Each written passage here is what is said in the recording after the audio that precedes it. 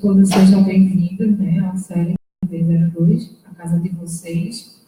Hoje a gente vai estar com o GT online, GT Psicologia Online, né, falando sobre LGBTfobia, né? Um evento a todos, lembrando que a casa de vocês estejam sempre à vontade, sejam bem-vindos.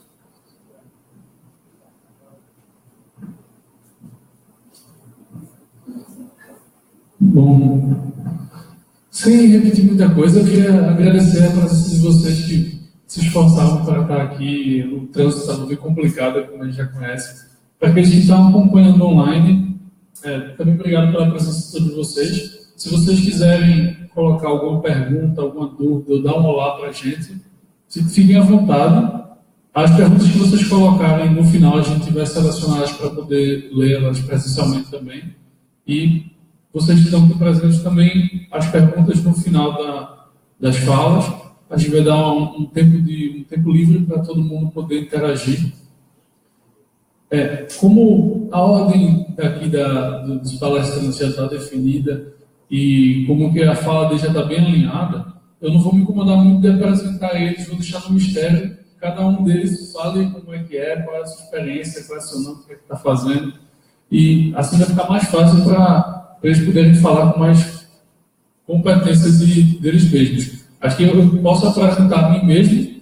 Eu sou o Fernando, faço parte do grupo de Psicologia Online. A Patrícia, a coordenadora do grupo, também está aqui presente. E os outros integrantes também estão aqui para discutir sobre a LGBTfobia no ambiente digital. A ideia dessa palestra, a ideia dessa discussão, a ideia dessa noite foi uma coisa bem interessante, como surgiu. Porque a gente já estava pensando sobre essas temáticas há algum tempo e para nós do grupo de Psicologia Online é uma coisa que já é bem distante, mas para a sociedade como um todo a gente vê que para algumas pessoas isso é muito inovador, isso é uma coisa bem destaque, é uma coisa bem diferente. E o mundo digital, a maneira como a gente vive nesse mundo já faz tanto parte da nossa vida em alguns momentos que a gente nem percebe. Eu estava lembrando de um caso que eu estava querendo compartilhar com vocês. Sexta-feira eu vi uma matéria sobre um casal europeu que recentemente decidiu se separar. E até aí estaria tudo bem, assim, não tem nada de novidade, um casal se separando, né? A grande questão é que eles se separaram por motivo de traição e porque eles descobriram que eles estavam traindo um ao outro com eles mesmos num chat, em fórum digital. Eles tinham entrado de forma anônima, mas na frente eles foram conhecendo um ao outro, vendo quem era aquele parceiro que eles estavam trocando tão bem, e descobriram que, na verdade, um estava trocando com o outro e que rolou uma tensão entre eles. E eu fico pensando, tem uma coisa bem diferente nesse mundo digital. E eu acho que é bem por aí que a gente quer lançar essa discussão do que é que tem de presente nesse mundo digital sobre a questão da LGBTfobia e como isso impacta a nossa vida presencialmente também, como isso impacta a nossa subjetividade. Então, era isso que eu queria só introduzir para vocês. Vocês podem ficar com o El. Boa noite, obrigado pelo convite. Agradecer ao pessoal que veio também. Recife é sempre um caos, né? Então, daqui também é sempre um esforço para a gente. Primeiro, eu queria falar que participar de um espaço desse, com um tema desse, é muito... e nesse momento, né, político, é uma coisa muito simbólica, tendo em vista o que tem passado em relação ao debate sobre cura gay, cura LGBT, a vida da Marisa Lobo para Recife, e uma das coisas que a vida faz com a gente é a ironia do destino, né? Tipo, eu sou uma das pessoas que já discutiu muito com a Marisa Lobo online e recebi várias menções dela no Twitter dizendo que eu era como é que eles chamam, tipo, um militante gay nazista e coisa do tipo. Eu lembro a vez que ela encaminhou um post meu para um pastor de uma igreja fundamentalista e ficaram orando para mim via Twitter. E aí, por ironia do destino, estou aqui nesse debate, né? Falando sobre mídias sociais no Conselho de Psicologia. Nada por acaso, né? Tá vendo? Talvez, olha aí, ó, Deus existe, gente. Que me fez trazer para cá. Pois é. Então, mas eu sou o El, eu sou formado em Sociologia, tenho mestrado em Sociologia na UFPE, sou sociólogo, milito no RU, LGBT Capitalista, faço parte da Coordenação Nacional LGBT do Coletivo, sou conselheiro LGBT do Estado de Pernambuco, estou assumindo agora a cadeira do Conselho, nos próximos 2 anos, vou ficar nesse Conselho.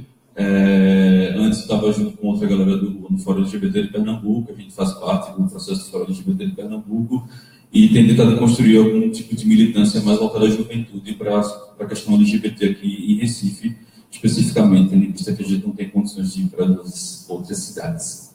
Então, eu queria trazer algumas reflexões, algumas delas faltam muito de uma perspectiva mais voltada para a sociologia, né, tendo em vista que, enfim, sociólogo não tem como descamar disso, e posteriormente eu pretendo trazer algum tipo de reflexão em relação a isso, e trazer 2 casos para a gente pensar a respeito disso. Assim. Eu tinha conversado com as pessoas que estavam aqui na mesa, assim, que muitas vezes é difícil a gente participar de alguns espaços e tentar ser positivo, tentar trazer experiências que deixam a gente mais estimulado, sobretudo quando a gente fala sobre violência, né? A gente vem para espaços como esse, a gente fala coisas bem belas, e a gente volta para casa triste. Aí, sei lá, abre o Facebook, tá noticiando uma nova absurdo que o Temer está fazendo. Aí depois tem agora, por exemplo, acabei recebendo notícia aqui em Vitória de Santo Antão, aqui perto do Recife, aqui em Pernambuco, acabou de ser aprovada a proibição de qualquer tipo de debate de ideologia de gênero, que chama de ideologia de gênero, foi criminalizado pela Câmara dos Vereadores. Mas é isso, né? Estamos juntos, estamos construindo isso, criando resistência. E o importante é a gente ser resiliente, assim, eu acho que o Curso de Líder aqui de Recife ensinou muito o que é resiliência, mesmo tudo parecendo não dar certo, você está lá lutando, debatendo, tentando mover o nosso grãozinho de areia. Queria pedir alguém que controlasse a quantidade da minha fala, porque eu falo muito e é capaz de estourar várias coisas. Então, eu acho que a primeira coisa que me fez, quando fui chamado para cá, a primeira coisa que me fez lembrar sobre esse debate foi uma coisa que um sociólogo alemão, que é o Jung Habermas, fala em relação ao nosso problema, né, mais contemporâneo, voltado para as comunicações entre as pessoas. Ele fala que um dos grandes problemas da sociedade é a nossa falta de compreensão da fala do outro. Né? A gente cria algumas especificidades, alguns vícios de linguagem tão específicos, tão trabalhados e tão, digamos assim, sectarizados ou divididos, ao ponto de que a gente não consegue se compreender. E para esse exercício, basta a gente, por exemplo, pensar alguém que tem doutorado em psicologia e quer discutir sobre o sofrimento de alguém, e você conversa com alguém que tem doutorado em direito.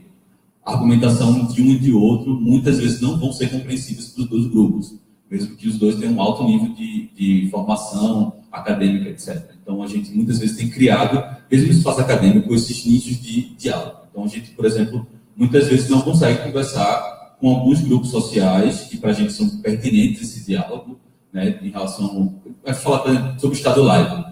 Como é que a gente se comunica com as pessoas que são mais religiosas, que vivem em outras camadas sociais, em outros círculos sociais que não são os nossos, assim, que não são a gente que é mais voltada para uma classe média mais intelectualizada, de Recife, etc. Como que a gente conversa com essas pessoas? Esse processo de comunicação ele tem uma falha. E para Habermas, ele é bem positivo nessa questão, assim, a gente precisa resolver esse problema de comunicação para resolver o problema da sociedade. Eu, particularmente, acho que o problema da sociedade não é esse. Eu acho que das etapas que a gente tem para resolver muitos problemas da sociedade é melhorar nosso processo de comunicação. Isso o Habermas não falava, né? Ele não estava falando do Facebook, né? Falava um tempo atrás, assim.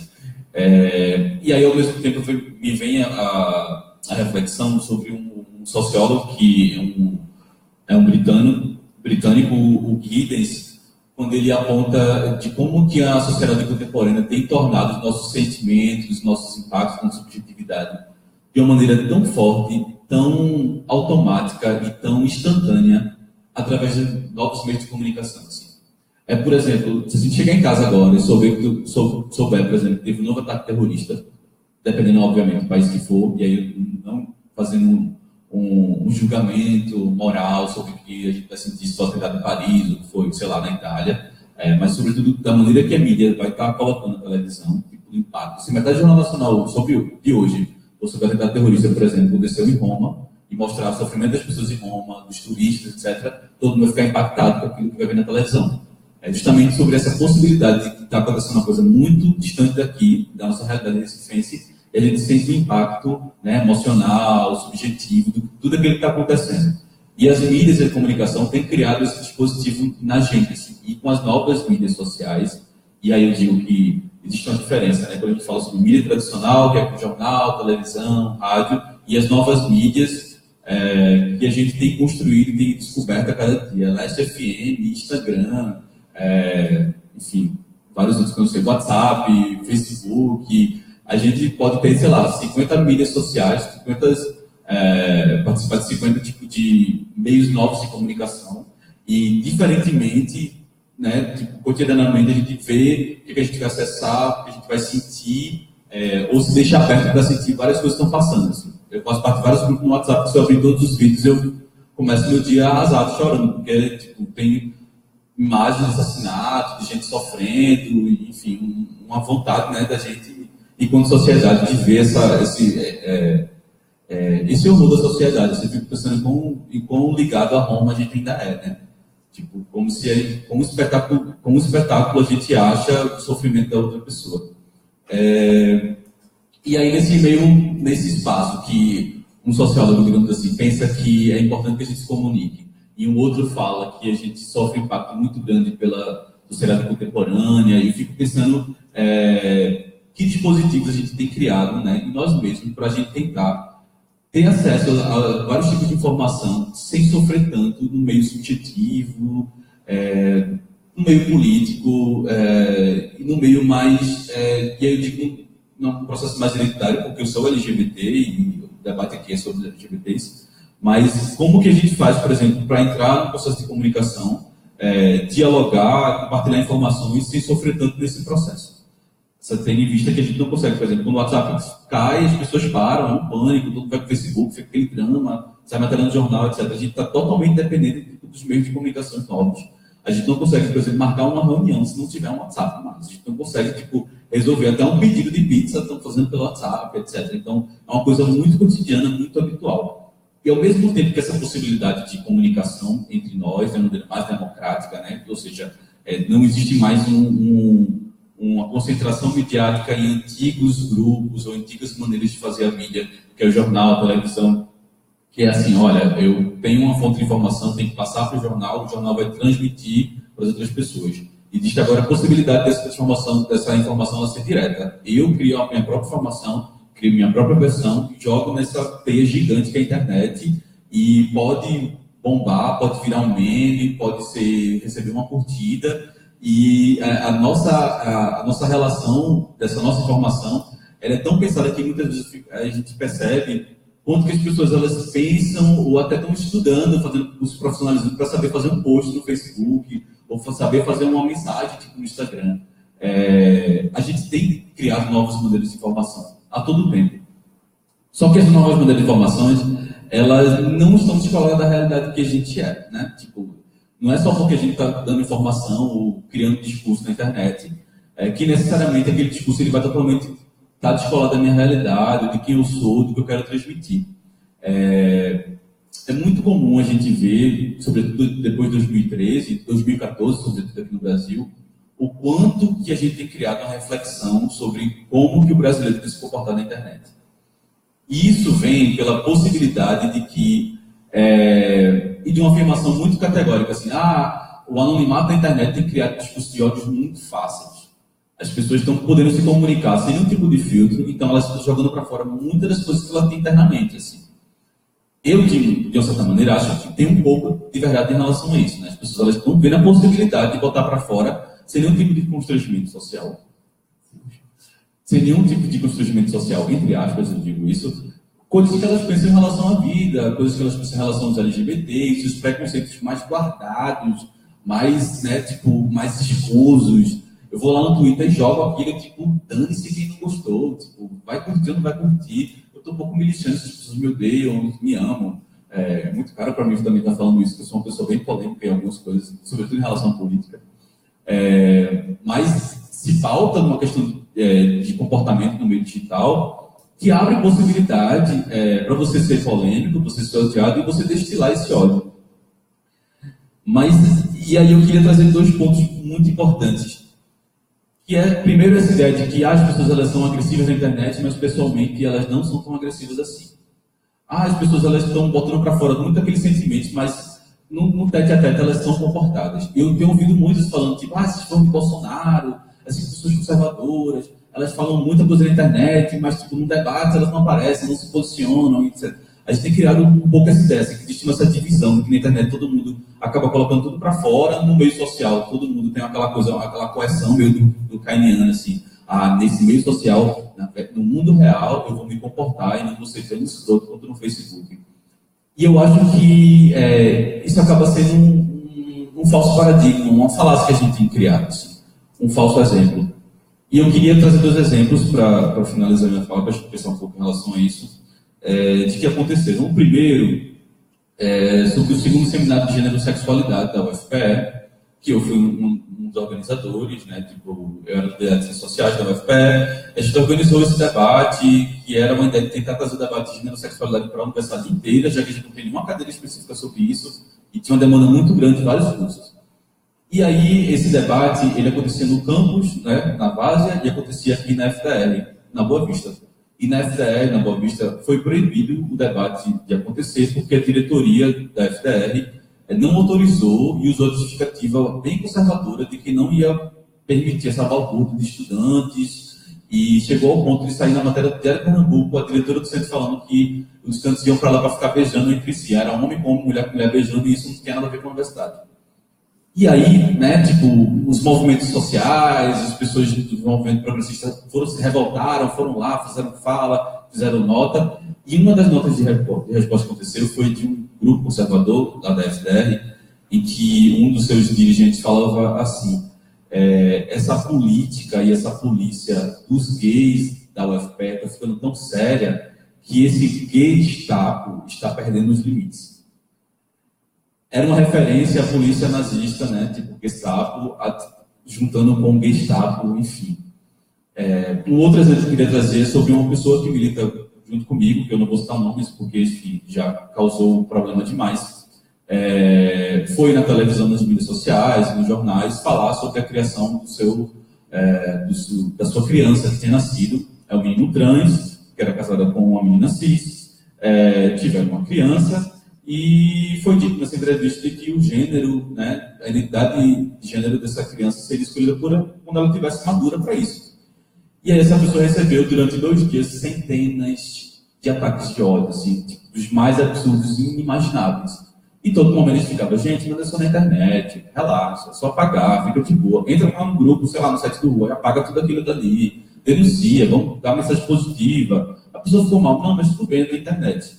3 dias depois, a pessoa estava no metrô, daqui do Recife, foi reconhecida no metrô por 2 pessoas que chamaram o nome dela, falaram que ela estava na matéria do jornal, se juntaram e saíram em direção à agressão, empurraram essa pessoa, agrediram a avó dessa pessoa, desse menino trans, e ele liga para gente aos prantos, tipo, estão falando que eu estava na matéria da Globo, me reconheceram, e, enfim, a atitude da gente contra o movimento social foi ligar para os jornais pedir tira as matérias do ar agora. Tipo, pelo amor de Deus, a pessoa está passando por um sofrimento que a gente achava que era muito voltado para o meio virtual, foi para o meio físico e ninguém esperava, porque existe uma falácia, uma ideia de que a gente está protegido disso tudo. Assim.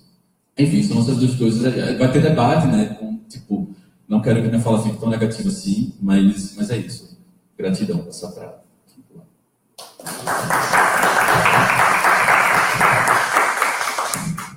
Eu tinha só um dado para colocar para vocês agora.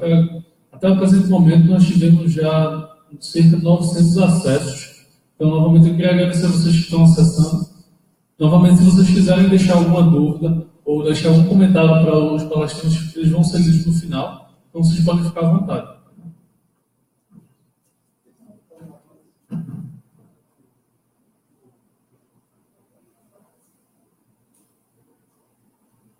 Boa noite, gente. Meu nome é Renato Contente, eu sou mestrando do Programa de Comunicação aqui na Universidade Federal de Pernambuco e eu estudo o discurso LGBTfóbico nas redes sociais, mais especificamente as estratégias discursivas do discurso.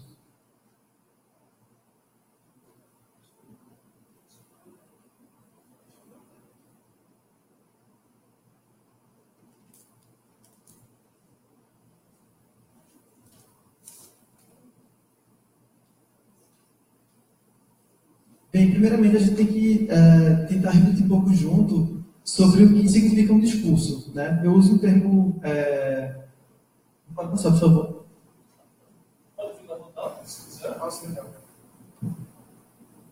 Dá para ver daqui? Das textos do mais.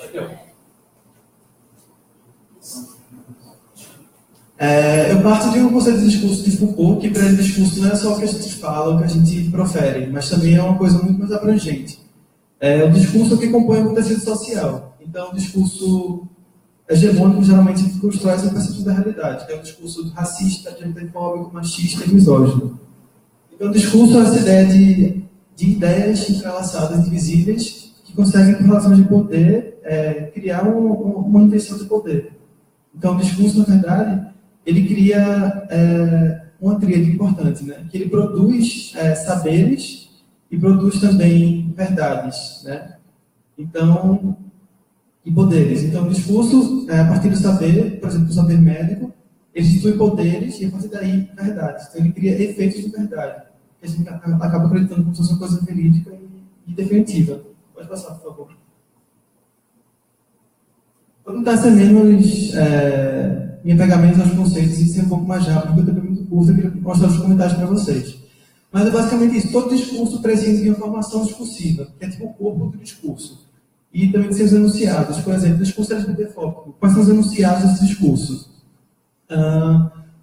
Gay afeminado não presta.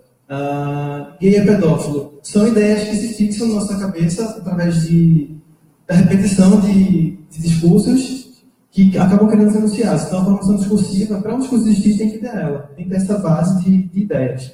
Pode passar, por favor. Como eu falei, do efeito de verdade, pode passar. Então, no trabalho do mestrado, que eu estou concluindo ainda, eu trabalho com estratégias discursivas, o que Foucault chama de temas. Então, para a pessoa falar alguma coisa, ela está inserida num contexto histórico e social e ela ativa, mobiliza alguns temas dessa formação discursiva específica. Então, a pessoa que produz comentários LGBTfóbicos, ela mobiliza dentro dela estratégias discursivas desse discurso. De maneira inconsciente ou não, ela faz isso. Então, analisando os trabalhos que eu precisei nos comentários, eu cheguei a 8 estratégias discursivas, que são a aversão, a misoginia, a biopolítica, a normalidade, a moralidade dos comportamentos, a pressão dos corpos, despolitização e liberdade de expressão. São argumentos que pessoas usam para justificar seu próprio ódio. Pode passar, por favor. Bem, a aversão, vou passar bem rapidinho, que é basicamente você transmitir nojo em relação a uma pessoa que não tem o que você considera como um ponto distintivo, um capital simbólico. Por exemplo, a heterossexualidade cisgênera, nesse sentido, é um capital simbólico elevado. Então, quem é destruído disso tende a gerar aversão às pessoas. Entende? Pode passar também. A misoginia, ele fala de uma cosmovisão androcêntrica. Então, ele acredita que o mundo é focado a partir da perspectiva do homem, da dominação masculina. E o que é feminino nesse contexto é tido como menor, degradante e pouco valioso. Pode passar também, por favor. Biopolítica é um termo de Foucault também, que eu uso 3 termos de estratégias. Biopolítica, a normalidade e moralidade dos comportamentos. A biopolítica prescinde, sobretudo, de gestão da população, controle sobre a população. Então, como é que o gay ou a pessoa LGBT se enquadra na biopolítica? Sendo visto como um indivíduo que vai contaminar o tecido social. Um indivíduo que não vai contribuir para a manutenção do núcleo familiar heterossexual, que, por sua vez, vai dar continuidade ao capitalismo. Então, ele é um indivíduo perigoso e que tem que ser eliminado do corpo social. Então, a biopolítica é basicamente isso, para você tentar purificar de indivíduos contaminantes o tecido social. Pode passar, por favor. Estou sendo bem ridículo com os conceitos, estou sendo muito rápido, mas é porque o tempo é muito curto, então eu posso falar depois do debate ou em outro momento com vocês. A normalidade tem um pouco a ver com a biopolítica, mas está tratado ao discurso científico. Foucault identifica no século XIX a figura do normal, com 3 vertentes, né? O monstro humano, o indivíduo a ser corrigido e o onanista. O onanista é a criança masturbadora. Então ele fala que o monstro humano tem um aspecto jurídico-biológico, né?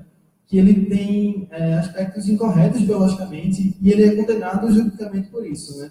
tem discursos que leem ele. Ele é importante, o monstro, porque a pessoa hegemônica e dita normal só vai existir na medida que existe a figura do anormal. Então é importante que esse indivíduo anormal seja inteligível para a gente saber o que é normal. E a partir daí se basear nesse conceito. O monstro, voltando para os comentários de ódio, seria a pessoa quando a gente fala, por exemplo, eu já vi muitos comentários, por exemplo, o certo é XX e XY. Então, o que está fora disso é normal e é um monstro. Assim, o que não for cisgênero é heterossexual.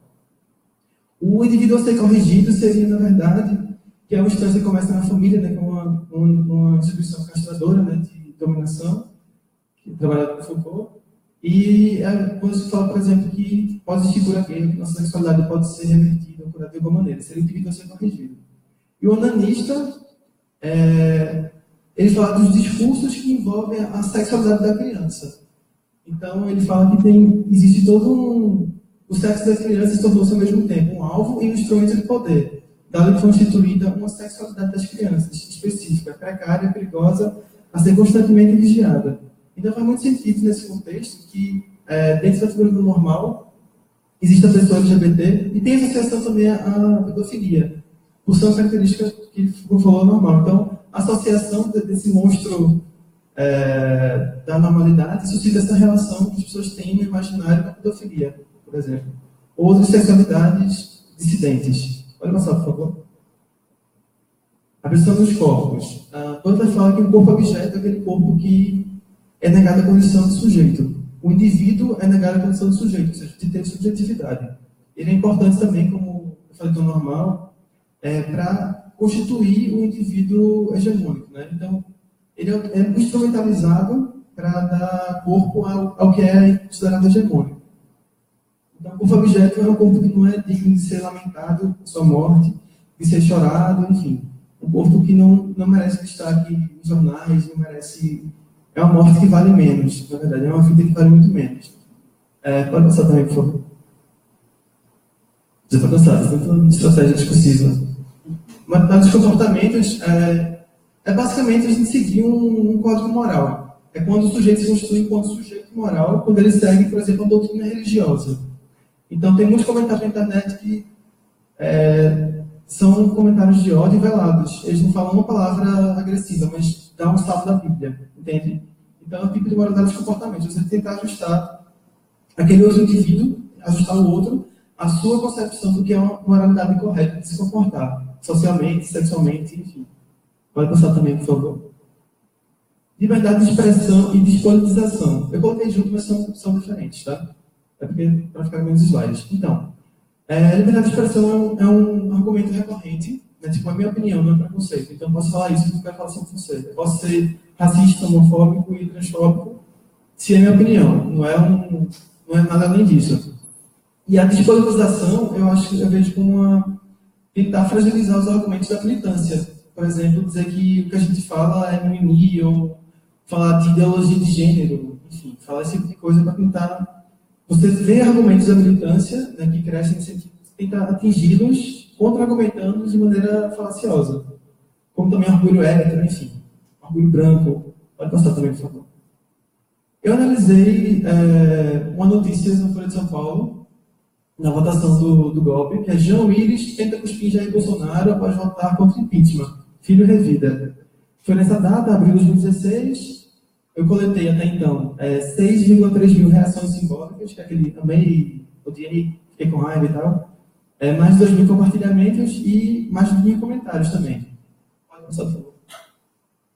Enfim, nesse contexto geral, a maioria dos comentários foram ofensivos, né? Foram com teor ofensivo, sem necessariamente ser um discurso LGBTfóbico. Mas a segunda grande parte dele foi o discurso LGBTfóbico, né? Também suscitou outros discursos de ódio, como discursos contra mulheres, contra religiosos, sobretudo contra pessoas esquerdistas, já no contexto do impeachment do presidente Dilma. Também comentários empáticos à causa LGBT. É importante falar que eu trouxe uma série de comentários que são muito pessimistas, mas que também Foucault fala que todo poder ele precisa de resistência, de uma contrapartida.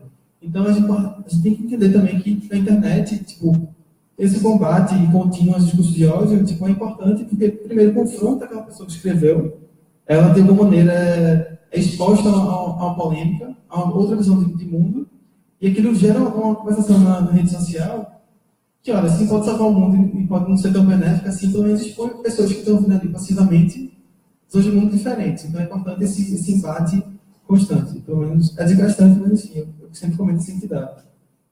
Igor também comenta bastante, eu sempre vejo. Analisando os comentários, já apareceu muito para mim. Pode passar, por favor. Então, eu separei alguns comentários que têm uma ideia de como essas estratégias discursivas são mobilizadas nos comentários práticos. Então, John Willis cospe, ele não engole, né? Tipo, John Willis está nesse sentido que ele fala, submisso no ato sexual, numa posição de dominação, de dominado em relação ao homem, né? Bota a cachorra na roda e peia nele. Mais uma vez, com referência de tentar fazer um paralelo entre John Willis e posições ditas femininas, né? E por isso subalternizadas. A normalidade, filho do capeta, existem homens e mulheres, não isso aí. Olha, está mostrando sua cara de verdade. Eu vou ler porque quem está ali não consegue enxergar. Biopolítica, olha o nível. Darwin nos salve, já que Deus, apesar de tão clamado, resolveu não se manifestar.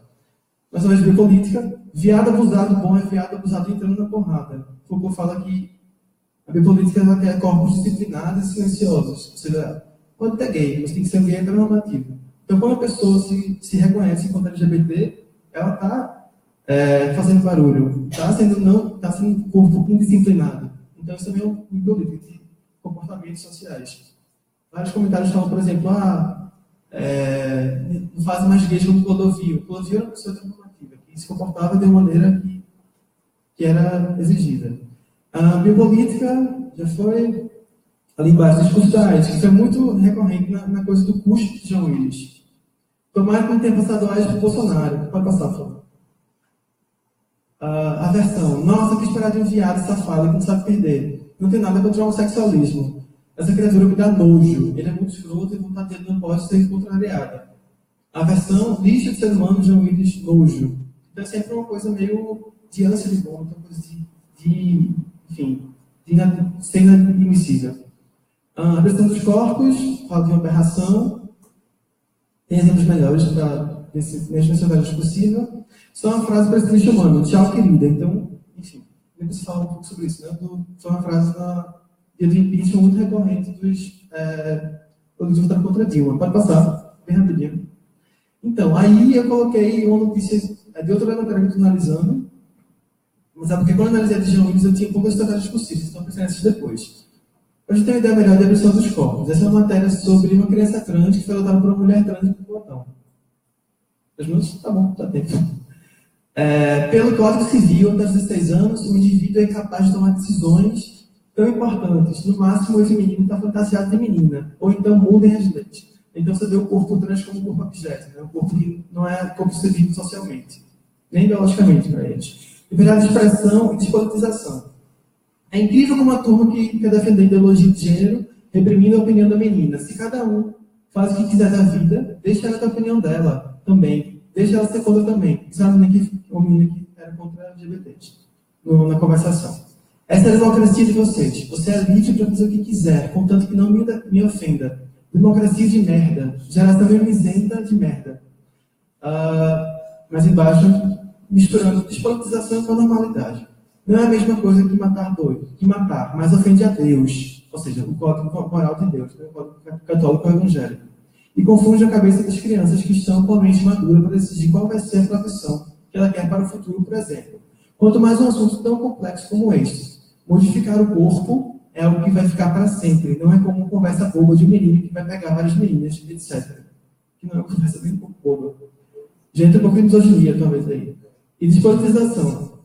Pedofilia sendo aprovada através de métodos tortos, desviando crianças, tirando sua inocência, querem criar um produto para pedófilos. Acho que carne para pedófilos. É isso aí. Então, você pode pensar essas estratégias como maneiras de entender de onde vêm os discursos e também como lutar contra eles.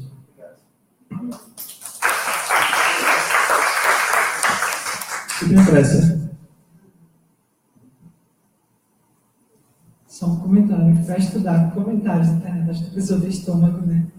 Muito estômago. muito no Brasil, muita... Imagina estudar sobre isso durante 2 anos, sabe? Ficar 2 anos ali, comentar na internet. Bom, gente, começando, né? Agradeço o convite. Sou Céu, sou da casa aqui também do Conselho, né? Atualmente estou na co-coordenação, a gente gosta de chamar assim, da Comissão Temática de Gênero aqui do Conselho. Sou psicóloga, sou mestre em psicologia, enfim, trabalho em alguns rolês, na assistência, na política sobre drogas, questões de sexo, bom, algumas histórias que a gente conta para depois. Mas aí, fico bem feliz desse evento, porque ele começa a marcar umas estratégias que a gente está tendo de criar intersecções entre os grupos diferentes que a gente tem aqui no Conselho. A gente tem muitos grupos produzindo muita coisa, assim, pensando sobre psicologia, sobre política, sobre contexto, sobre cultura, sobre sociedade, a partir de diferentes perspectivas. E aí, conhecendo as pessoas desse grupo que é relativamente novo, né, que pensa em digitalidades, mídias digitais, subjetividade e psicologia, a gente começa a fazer essas trocas, num momento super necessário. Assim. Então, agradeço as trocas, agradeço a possibilidade. Bom, eu pensei num roteirinho aqui para a gente seguir, que complementa um pouco o que os meninos trouxeram, mas aí vai abrindo um pouco, muito mais espaço de provocar do que de trazer respostas, assim, geralmente. Daí eu não usei slides, pensei só num roteiro. E aí, para começar, quando a gente pensa num tema sobre, por exemplo, LGBTfobia digital, acho que a gente começa atravessando 2 campos, né, diferentes. O primeiro campo, para pensar o que é que a gente chama de LGBTfobia, assim, o que é que a gente quer falar quando a gente fala isso? A gente está falando de um dos eixos que a gente pode pensar como estruturais ou estruturantes da nossa cultura. E essa palavra a gente pode pensar depois junto, mas o que é que eu quero dizer com isso?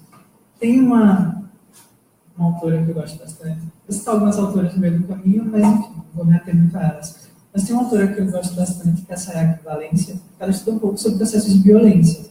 E ela defende que, na construção da nossa cultura e na construção da nossa subjetividade, a violência é como que uma espinha dorsal, que segura um pouco assim, as estruturas que vão sendo criadas, vão sendo recriadas cotidianamente. É o que é que ela quer dizer? Ela quer dizer que nossa sociedade, e por tabela, por consequências mais próprias, somos fundadas a partir de registros de violência, a partir do contato com a violência, a partir dos produtos que a violência gera em nós, na nossa cultura. E aí, com isso, a gente pode pensar que essa violência tem alguns eixos.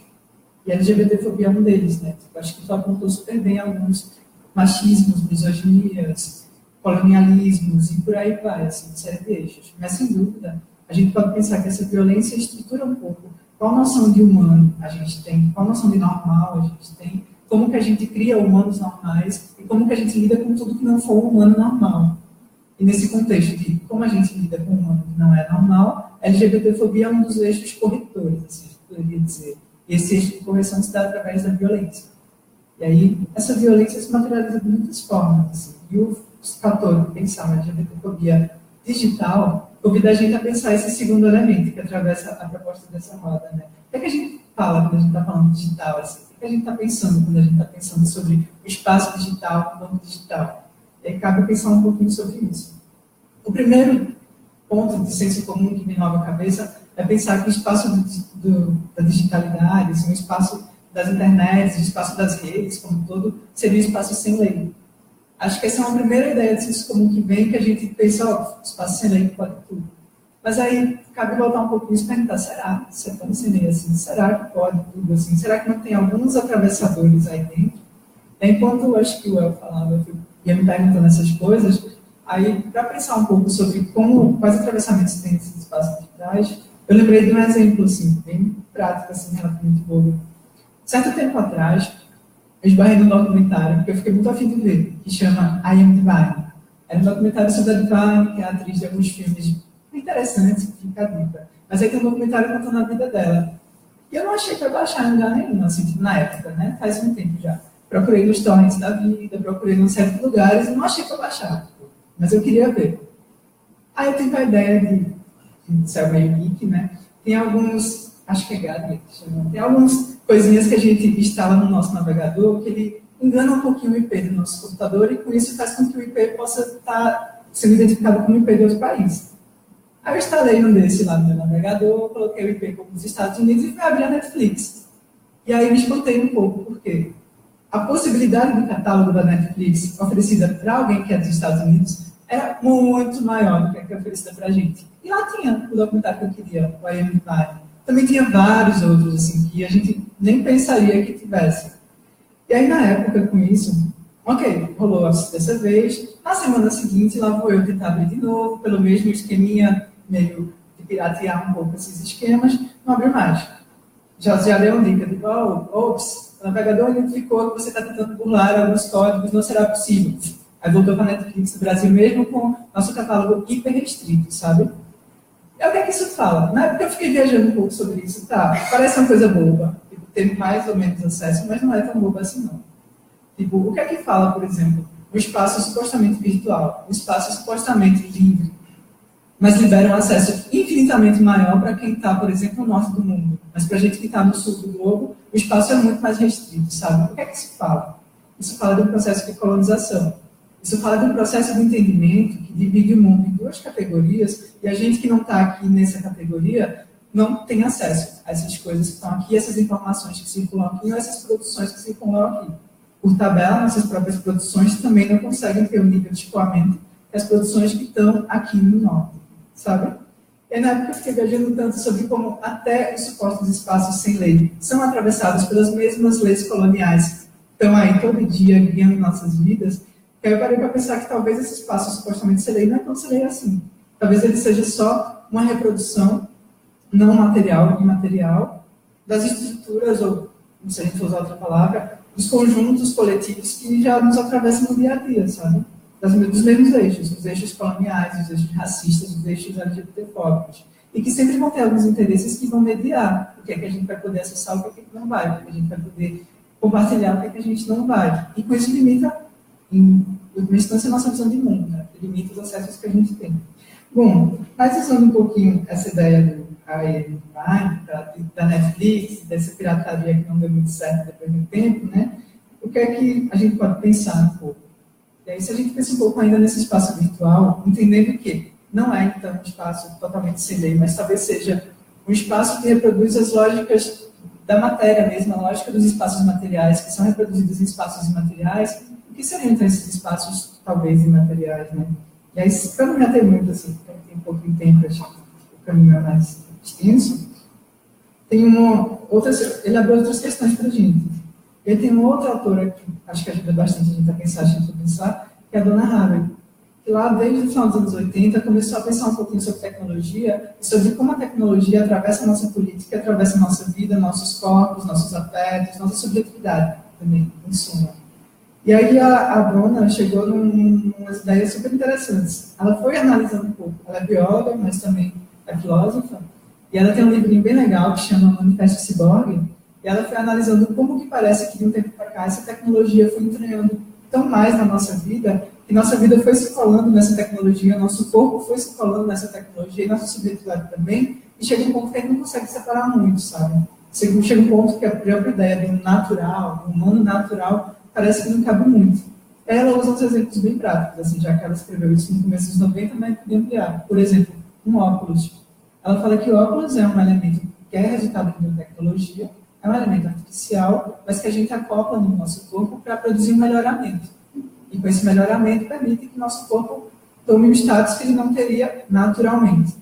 E ela vai falando isso para tudo, nas roupas, no formato do tênis, nos aparelhos, nos remédios que a gente toma, e por aí a gente vai. E se a gente pensa um pouco nesse espaço de digitalização, assim, um espaço digital que vem tomando cada vez mais conta, a gente pode pensar que isso que a Dona apontou lá como atravessamentos que nos ampliam, parece que tem tomado algumas outras proporções, né? Proporções até que chega a um ponto que o corpo é desnecessário nessas dinâmicas, né? Se a gente pensa no corpo que é melhorado, a internet seria um campo que o corpo é secundário. A gente existe nesse campo da internet, nossa subjetividade está ali exposta, nossas opiniões, nossos afetos, nossos tesões, tudo está exposto, mas nosso corpo não precisa estar lá. Então a gente cria essa dinâmica muito curiosa, que cabe pensar um pouquinho, sabe? Um espaço de vida sem o corpo, assim, que tem o corpo, mas o corpo está muito aquém, assim, tipo, tem contextos onde o corpo é um pouco secundarizado, né? Tipo, das construções possíveis por esse espaço da tecnologia, né? Dessa tal tecnologia. E aí, com isso, gera algumas dissoluções, mas amplia um pouco alguns temas que a gente pode pensar. E aí a gente pode pensar um pouco, por exemplo, esse campo da tecnologia, não que prescinde do corpo, se a gente pensa um pouco no debate sobre a LGBTfobia, sobre A nossa própria construção de LGBT com a relação ao virtual, eu diria que várias outras, esse se torna um espaço super ambíguo. Super. Ambíguo no sentido em que, ao mesmo tempo que ele permite esse deslocamento, que não é geográfico, mas que é um deslocamento, ele permite que a gente consiga construir algumas redes, consiga chegar em algumas pessoas, assim, consiga construir algumas vinculações que a geografia em si às vezes não permite. Aí eu fico lembrando, por exemplo, lá no meu comecinho do processo de transição mesmo, assim, de gênero, a internet foi fundamental. Fundamental no sentido de que foi o primeiro espaço que eu consegui encontrar gente parecida, foi o primeiro espaço que eu consegui, tipo, dialogar, foi o primeiro espaço que eu consegui criar uma rede mínima que me sustentasse dentro dessas angústias todas, assim, que é um processo de transição, para sustentar um processo de transição. E foi o primeiro espaço que gerou um fortalecimento, massa, vínculo positivo, por isso que eu tenho Facebook até hoje, enfim. Mas, por outro lado, é um espaço também de ambiguidade, porque ao mesmo tempo ele parece que abre um acesso contínuo, se a gente permite, a toda essa zona de violências, inclusive dentro da nossa casa, inclusive dentro do nosso quarto, assim, está trancado lá do mundo, mas essas violências chegam o tempo inteiro. Basta você abrir qualquer notícia e ler qualquer comentário, porque eu nem me atrevo mais a ler comentários, aprendi a não ler comentários, mas basta você abrir qualquer comentário de qualquer matéria e vem uma enxurrada de violência, sabe? Lá no meio da sua casa, sem ninguém no mundo, mas isso chega. Então isso gera esse espaço super ambíguo, porque ao mesmo tempo que possibilita a nossa vida, abre uma janela para que a violência chegue. Então essas janelas que são abertas nesses campos, né? Essas janelas precisam ser um pouco pensadas. E aí, os meninos pontuaram algumas coisas que são bem legais, só para amarrar um pouco, já que o tempo é curto, mas essa violência parece chegar sem rosto, parece chegar num fluxo maior, né, do que o que a gente vê no dia a dia, no tete-a-tete com as pessoas. E aí o Elco fez uma reflexão, será se é mesmo? Assim, será se essas pessoas se manifestam ali, mas não se manifestam no real? E aí tem uma terceira autora, que é até meio repetitiva, porque eu sempre tenho trazido ela, mas ela tem me ajudado um bocado, assim, nesses últimos tempos, que é a Hannah Arendt, né? Quando vem falar a ideia do mal banal, eu acho que cabe a gente resgatar um pouco a Hannah lá dos anos 50 e 60, mas ela tem se atualizado, nas minhas dúvidas, pelo menos, de que parece que essa proliferação dessa violência, para ela ser banalizada, ela precisa não ter um corpo. E aí, de novo, o corpo como centro ou não o corpo como centro. E aí, para Hannah, esse mal ele é banalizado quando esse corpo é dissolvido. O que é que isso quer dizer? Quer dizer que esse corpo do sujeito que estaria de frente a outro sujeito para proliferar o mal é dissolvido a partir do momento em que eu responsabilizo esse ato em alguma estrutura superior a mim. Ok, o que isso quer dizer? Quer dizer que nessa lógica, essa banalização do mal só é possível quando as pessoas se desresponsabilizam pelo ato da violência e jogam essa responsabilidade para uma estrutura superior. E a gente pode pensar que essa estrutura totêmica poderia ser um desses deputados ou algum desses grandes comentadores de ódio, mas aí jogando a minha responsabilidade. Não, o pensamento não foi meu, o pensamento foi daquele ser, ali, daquela figura. Mas se ele pensou, está pensando, então eu vou aqui para liberar isso. Então isso prescinde, por exemplo, primeiramente, da desresponsabilização do sujeito diante da violência que está sendo cometida e depois da falta completa, absoluta de empatia com aquele outro ser que está recebendo essa violência, de certa forma. Então, com isso, essa responsabilização que seria gerada pelo cara a cara fica um pouquinho mais fluida, talvez. Porque sem ter esse cara a cara, essa matéria não existe. Se essa matéria não existe, eu posso matar ela, simbolicamente. Fisicamente ela já não existe aqui mesmo. E aí, por isso, entram todos os outros atravessamentos que os meninos pontuaram, sabe? Como os atravessamentos de quem existe, quem não existe, quem não pode estar como igual, quem não pode ter os mesmos direitos que eu, caminhar pelos mesmos lugares que eu. E a internet acaba sendo só mais um campo onde isso novamente se manifesta. Não é o campo absoluto onde isso se manifesta. É só mais um. Mas parece que é um campo que potencializa alguns fatores por essa desnecessidade do cara a cara, assim, por essa desresponsabilização que abre um pouco quando eu estou comentando lá numa postagem, ok, foda-se, sabe, estou comentando, é a minha opinião. Enfim.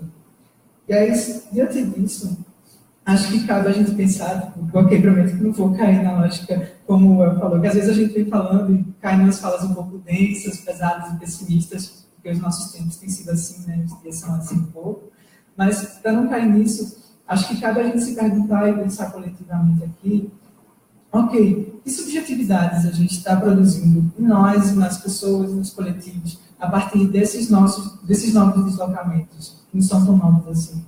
E como que a gente vai percebendo que esses embates, que sempre existiram, você ser LGBT sempre foi estar numa arena de embate, sempre foi você estar numa linha de fronte de várias situações, que sempre existiu isso, mas que isso vai aos poucos se deslocando para outros espaços mais amplos até, né? Onde as redes se ampliam, são mais possíveis, assim, por exemplo, você está dialogando com uma pessoa que está no outro extremo, assim, geograficamente super longe, mas ao mesmo tempo está também recebendo demandas também geograficamente um pouco distantes, né?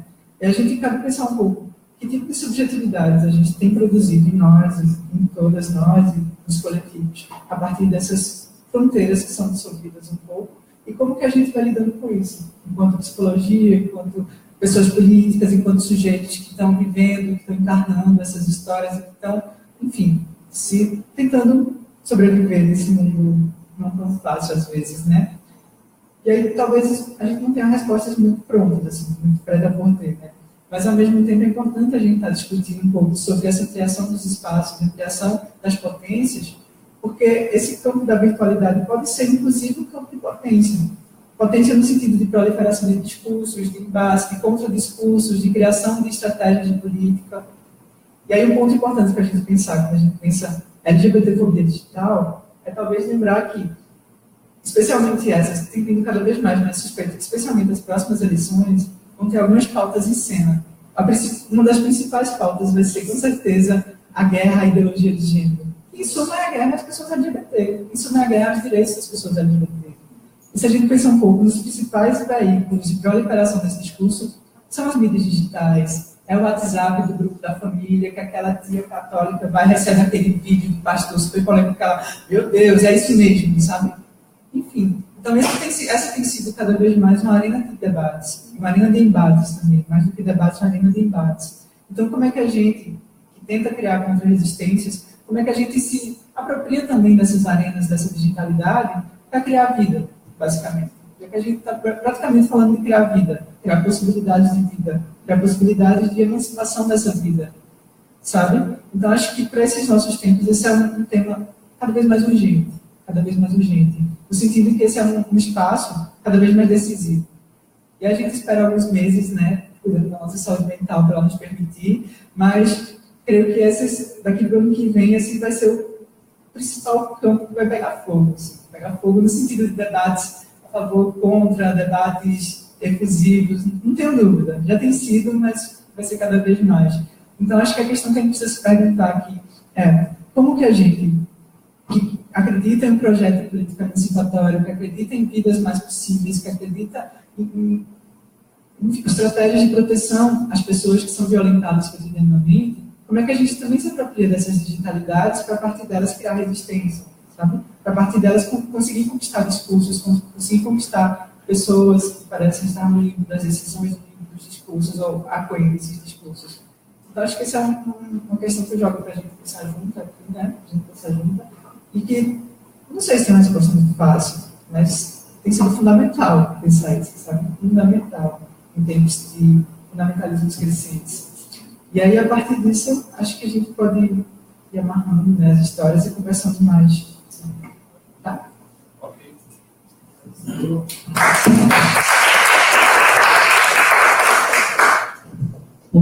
Eu queria agradecer novamente aos que conseguiram chegar depois, a vocês por terem vindo e contribuído com a gente. Realmente foi muita coisa que a gente escutou nesse pouco tempo, foi um momento corrido, né?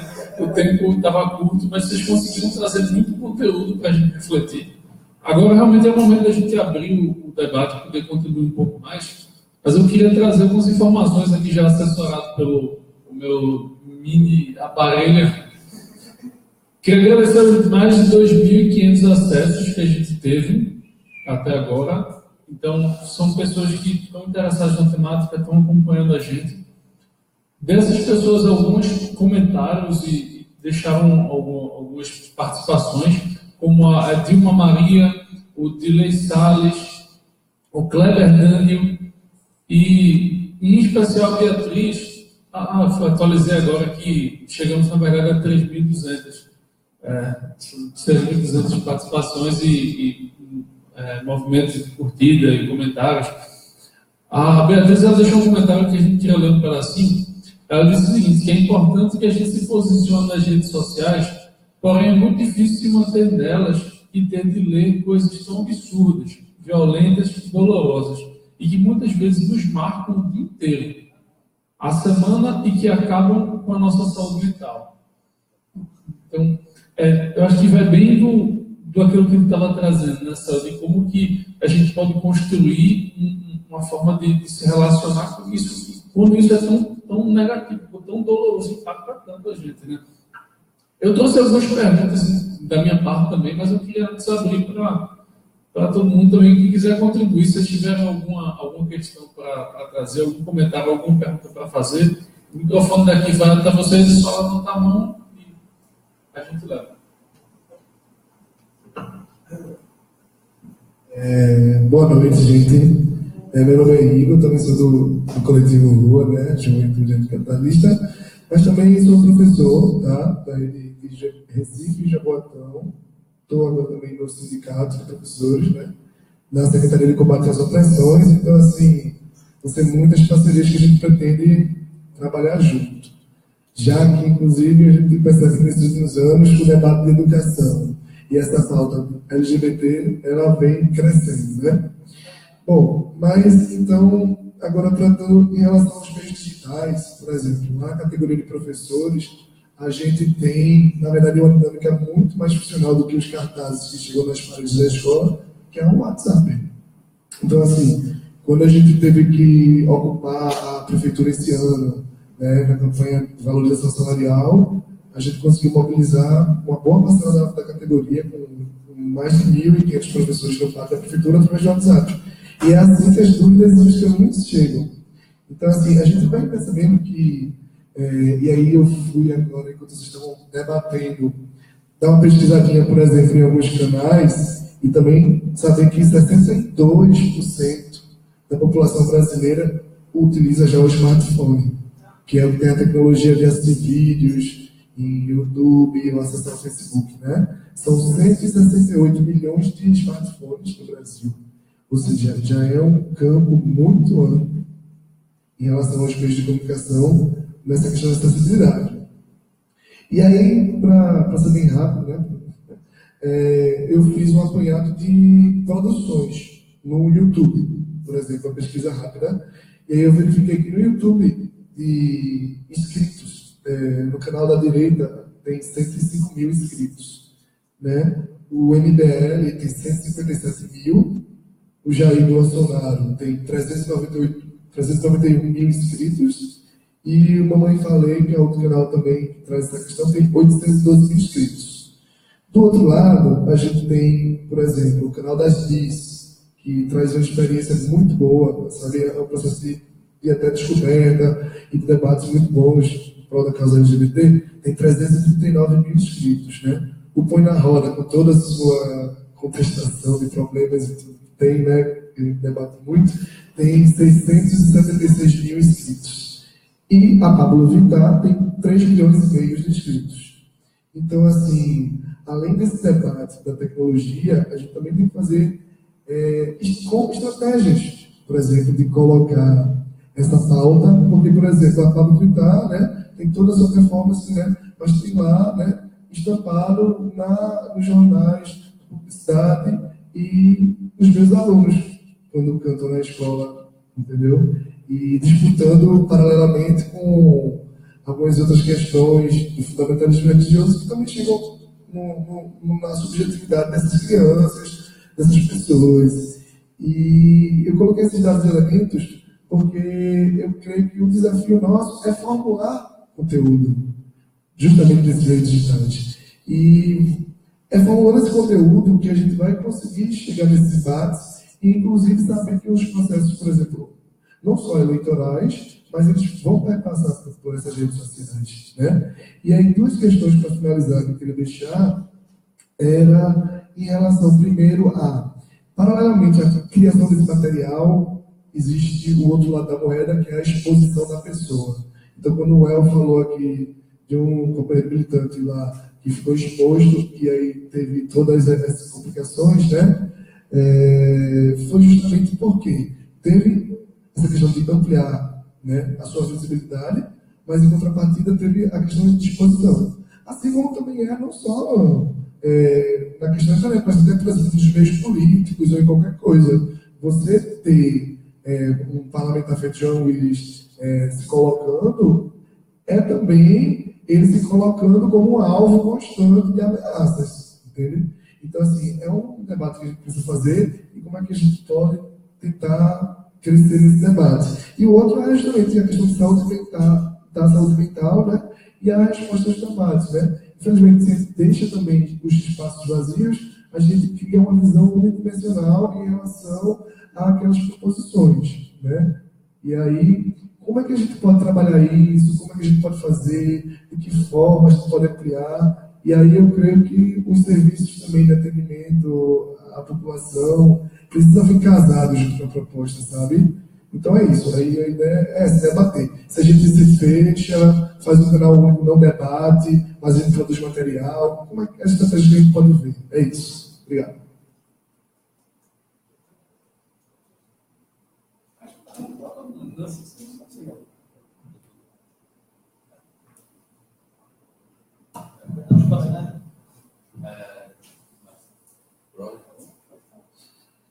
Então, eu achei as falas seguintes a minha foram bem dialogadas, né? Acho que tinha muito a ver, assim, de seguir uma linha bem massa. Dá para fazer um artigo já junto, aquela precisando produzir para entrar no doutorado. Então, eu parto de uma premissa, assim, respondendo diretamente o que o Igor falou e um pouco do que a Cel falou. A gente, eu digo a gente enquanto corpo, né, sociedade civil, progressista, que reflete, que acredita na reflexão, por mais iluminista que seja, mas na reflexão enquanto, né, direcionamento para modificar a sociedade, etc, etc. A gente, durante um bom tempo, via os canais da internet, ou do WhatsApp, ou essas redes de mídia digital, como um espaço, muitas vezes, não tão legítimo para disputa, ou que não infelice tanto em alguns aspectos. Por quê? E aí, por que eu acho isso, assim?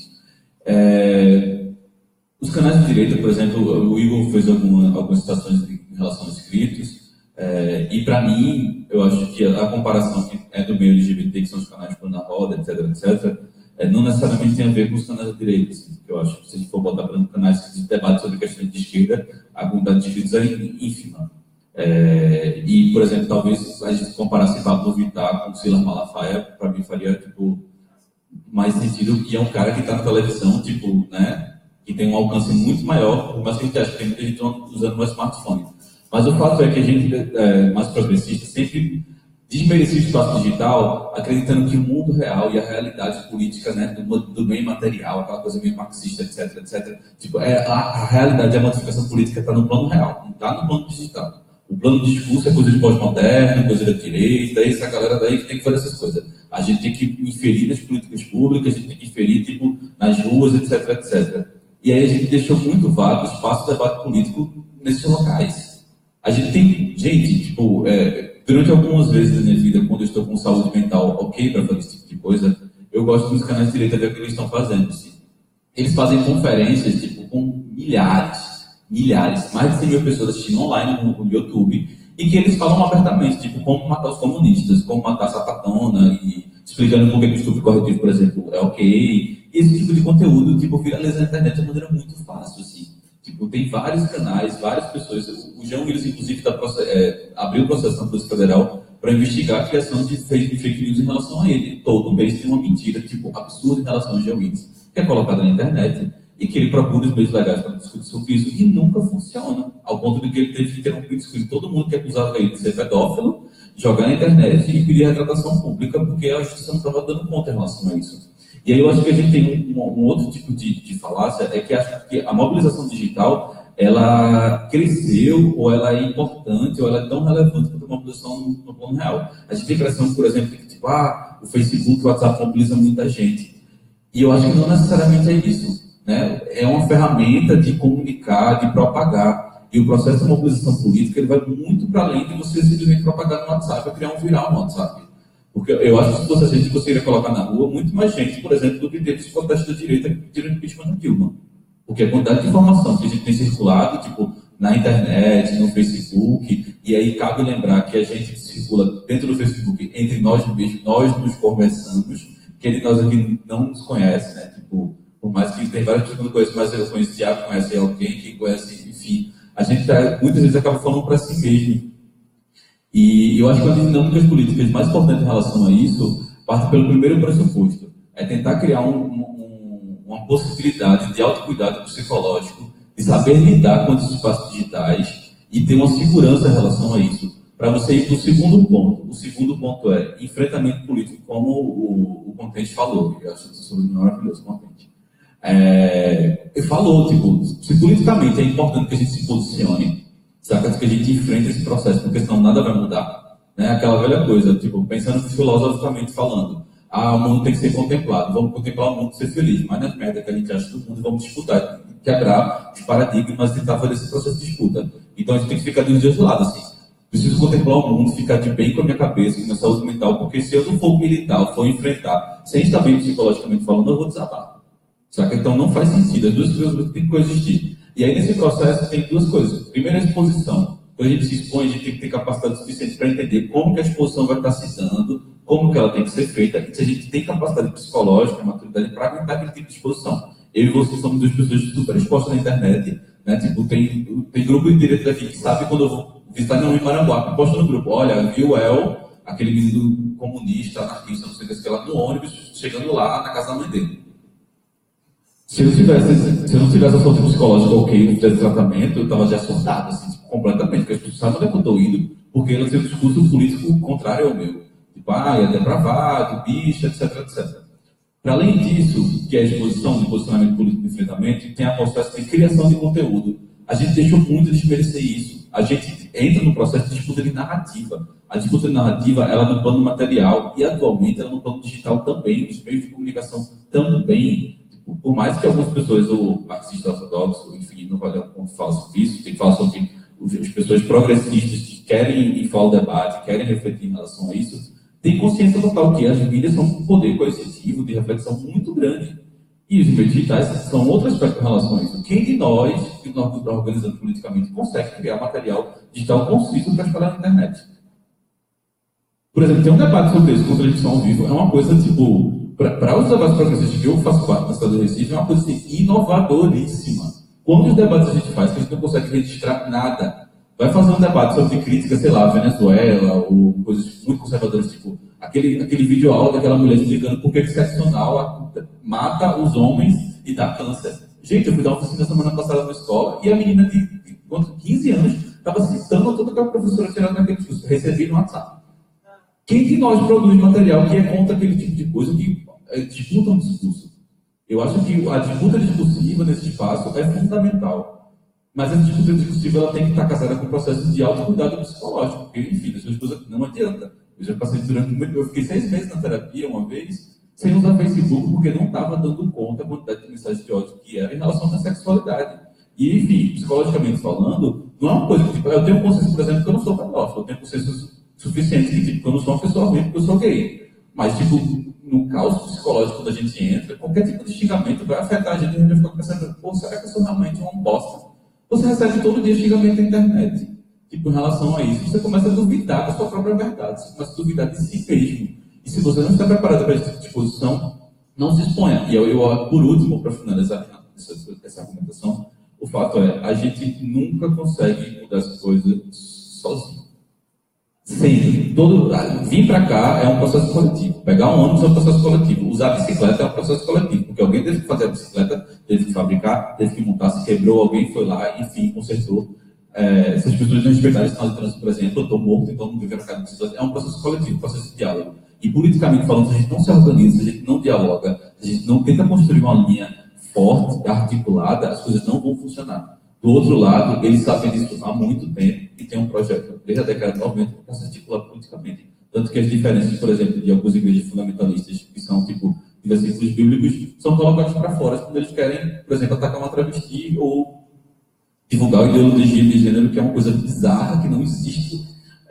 Mas é uma mentira repetida 1000 vezes, e enfim, tá aí, ó, na boca do povo, muito mais do que nosso debate. Assim. E eles fizeram isso através da mídia digital.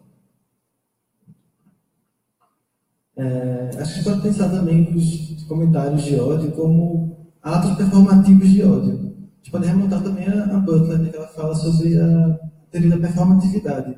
O que é performatividade? Né? É você, através de repetição, de reiteração, consolidar padrões. Então a gente sabe que é um homem, ou tem essa ideia do que é um homem, tem essa ideia do que é uma mulher, pelas reiterações e características contínuas daquele gênero específico.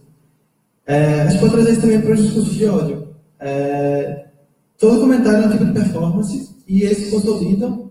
Quando você usa uma estratégia discursiva dessa, você está mobilizando um argumento que existe, foi construído historicamente. Né? Ele existe ali porque ele foi continuamente repetido até chegar a você.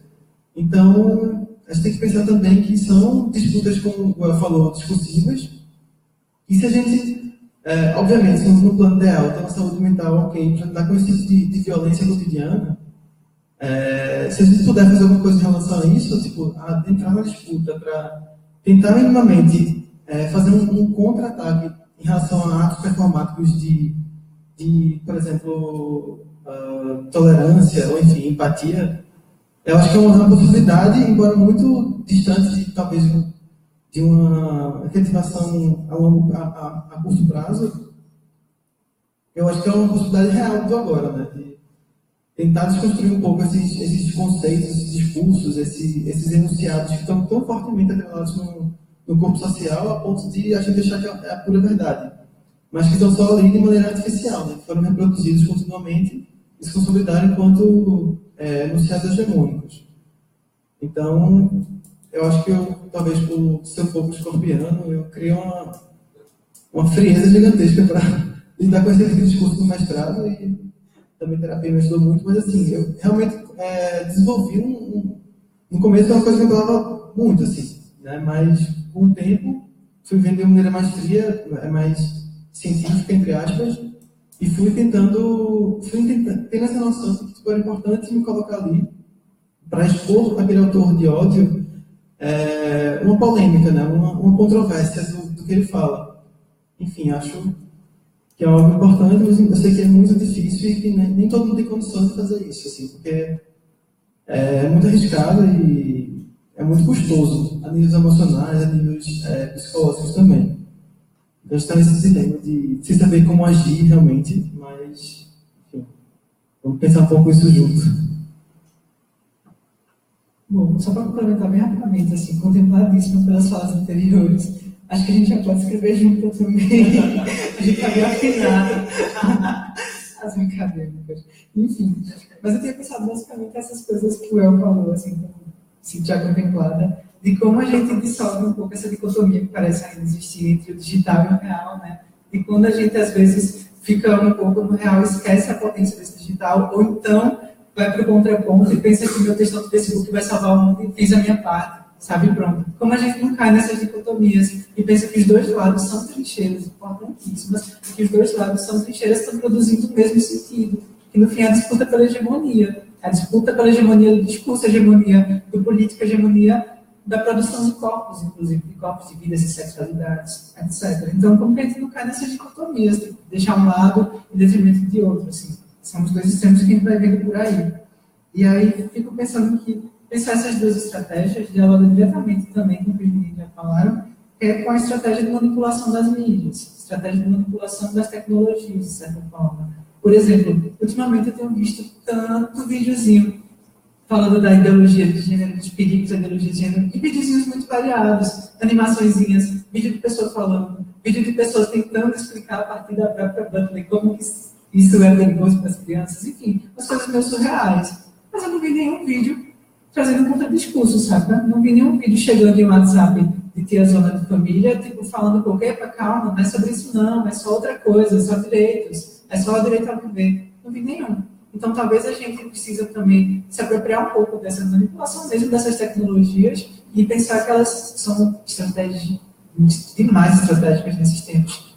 Só comentando o comentário da Bia, né, da Beatriz, que comentou, eu também fico pensando a mesma coisa, sabe? De como, às vezes, lidar com essas questões exige um certo nível de saúde mental. E aí, de novo, a gente super casou bem, porque eu tenho pensado muito ultimamente sobre autocuidado, sabe? Depois de me perceber muita gente amiga nos bags terríveis nesses últimos tempos, pensar, calma, como é que a gente está na fronteira, a gente está na trincheira mesmo, mas como é que a gente está se cuidando para também não adoecer e não se deixar sucumbir por isso tudo, sabe? Então, autocuidado tem sido um tema fundamental, acho, para a gente pensar. Acho que enquanto movimento LGBT, a gente não tem pensado sobre autocuidado, sabe? A gente se coloca lá, mete a cara, bota a cara no sol, bota a tapa, mas acho que a gente tem pensado pouquíssimo sobre como a gente se cuida coletivamente, sobre como a gente se protege coletivamente e se fortalece, né? Isso é importantíssimo para a gente poder estar na frente. E aí, Bia, só respondendo, daí que eu fico achando que escrever uma dissertação inteira sobre comentários de ódio, para mim, é um atestado de saúde mental, assim, não tenho dúvida. Ainda mais você sendo o sujeito a quem esse ódio se dirige. Minha gente, não tenho condições, me assumo. Eu realmente não tenho condições. Daí que acho que é um atestado da saúde mental, praticamente, né? Ou da sua terapia, ou do seu sol escorpião, talvez também, né? São discursos diferentes para explicar a mesma coisa. Mas, bom, acho muito fundamental, assim, acho massa que está fazendo isso. E aí a gente segue. Tendo algumas questões que eu queria pontuar, né? Primeiro eu queria reforçar a participação do Gioconda Souza, ela colocou um comentário, e também queria reforçar que nós estamos em 4.600, na verdade. Estamos em 4.600 acessos. Eu estava com uma pergunta, na verdade, para direcionar a Tulsa, porque eu estava refletindo sobre o seguinte: eu entendo que nessa discussão que a gente está construindo nesse processo, realmente pensar em estratégias e programas e possibilidades de intervenção psicológica digital, nesse momento é uma coisa complicada. Tu até pontuaste a importância da gente se instrumentalizar nesse meio digital, o quanto que a gente precisa estudar um pouco sobre isso, procurar entender mais sobre como é que funcionam essas ferramentas e como é que a gente pode intervir nessa situação. Mas pensando a psicologia, pensando no trabalho do psicólogo como um trabalho de cuidado, como um trabalho de fortalecimento do sujeito, como é que entende a questão da participação ética do psicólogo nessa questão? Assim, tu entende que tem alguma relação com a ética da psicologia, esse discurso, ou tu percebe como uma coisa separada? Eu estava direcionando para mas se quiser Bom, como que a gente percebe o lugar da psicologia nisso tudo, né? Bom, é complexo. E nesses tempos tem sido bem complexo por uma série de questões que acho que a gente vem expondo, né, e vem tentando trabalhar desde dentro, assim. E aí não à toa a gente está aqui dentro do Conselho de Psicologia, porque esse é o espaço estratégico de criação e proliferação de discurso também, tanto quanto a academia. E aí, como que eu percebo a psicologia em si, né? Acho que para começar, acho que esse psicologia com P maiúsculo, nesses tempos atuais, parece que está se dissolvendo em alguns eixos diferentes, com alguns projetos políticos diferentes. Acho que cabe marcar, sabe?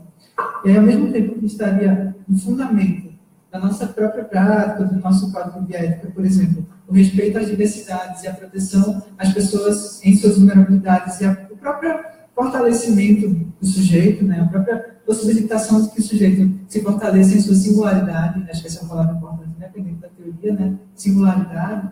Ao mesmo tempo que tem isso, a gente vê essa psicologia, e assustadoramente nesses tempos atuais, bifurcando em duas frentes. Por um lado, a gente vê uma frente de psicólogos que estão pensando, que estão fazendo uma psicologia emancipatória mesmo, sabe? Uma psicologia engajada com essa emancipação do sujeito, com essa possibilidade de vida do sujeito, entendendo que a diferença vai se manifestar ali, entendendo que os marcadores da diferença vão construir pessoas diferentes, que pessoas diferentes vão ter suas vidas na sua singularidade, a partir de quem você vai se gerando, quem você vai se criando, ou dos seus deveres, se a gente for usar outros termos, né? Então, tem uma linha de psicólogo que está nessa frente, mas a gente não pode esquecer também que nesses tempos de disputa pela hegemonia, disputa pelo projeto político macro político, também tem tido grupos de psicólogos que disputam uma certa hegemonia mais normativa. E não à toa a gente está no centro de um debate, assim, dentro da si mesmo, assim, sobre a nossa resolução 099, que é a tal resolução que proíbe um pouco pessoas precisam oferecer cura a pessoas gays e lésbicas.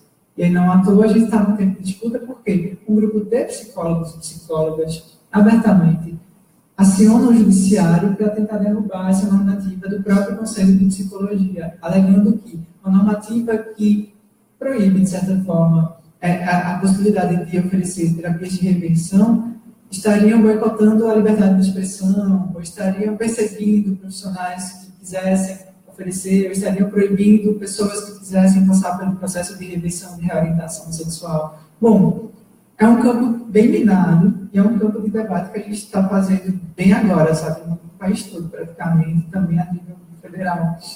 Mas acho que cabe pensar que existem hoje, se a gente for simplificar um pouco esse debate, dois campos diferentes, duas frentes, onde a gente pode se manifestar enquanto psi, né? Ou a gente acredita na potência da diferença, ou a gente acredita na potência do sujeito de sua singularidade, ou alguns outros profissionais se apropriam dessa ferramenta psicológica, que também tem sua sombra, que também tem seu lado normativo, que também nasce de alguns campos não tão legais assim, né? E se apropriando dessas ferramentas para novamente disciplinar, normatizar e homogeneizar esse sujeito.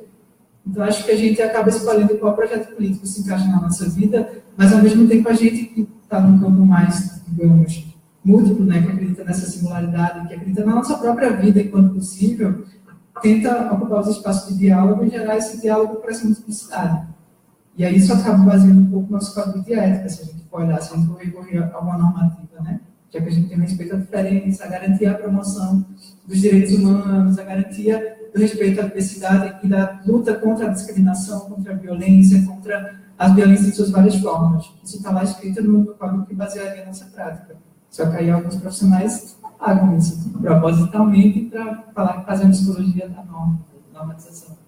Mas é um campo bem minado que a gente precisa pensar muito sobre isso, precisa pensar com muito cuidado, assim, com muita delicadeza também, né? Não tem uma resposta pronta, mas... Eu acho que já ficou bem. Eu queria abrir pelo menos para mais uma pergunta, ou duas. A gente são 8h10, a gente vai até 8h30, gente. Então, vamos pensar aqui no nosso tempo. A gente pode fazer, fazem todas as perguntas, Pode ser assim também, boa ideia. Vamos tentar assim, então. A gente vai abrir para todas as perguntas que estão ainda para finalizar e depois a resposta volta.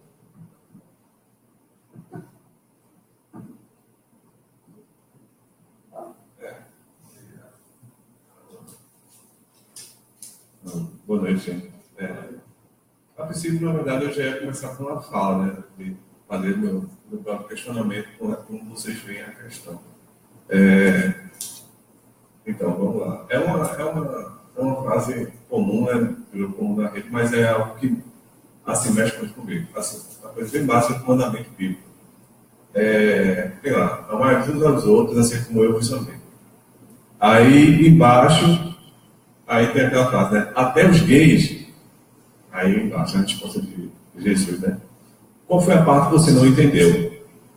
Então, assim, eu começaria com essa fala, porque o que justamente é o que mais me preocupa é eu perceber que muitos discursos que vêm de pessoas homofóbicas, LGBTfóbicas, e os derivados que vêm, não são deles e não são delas.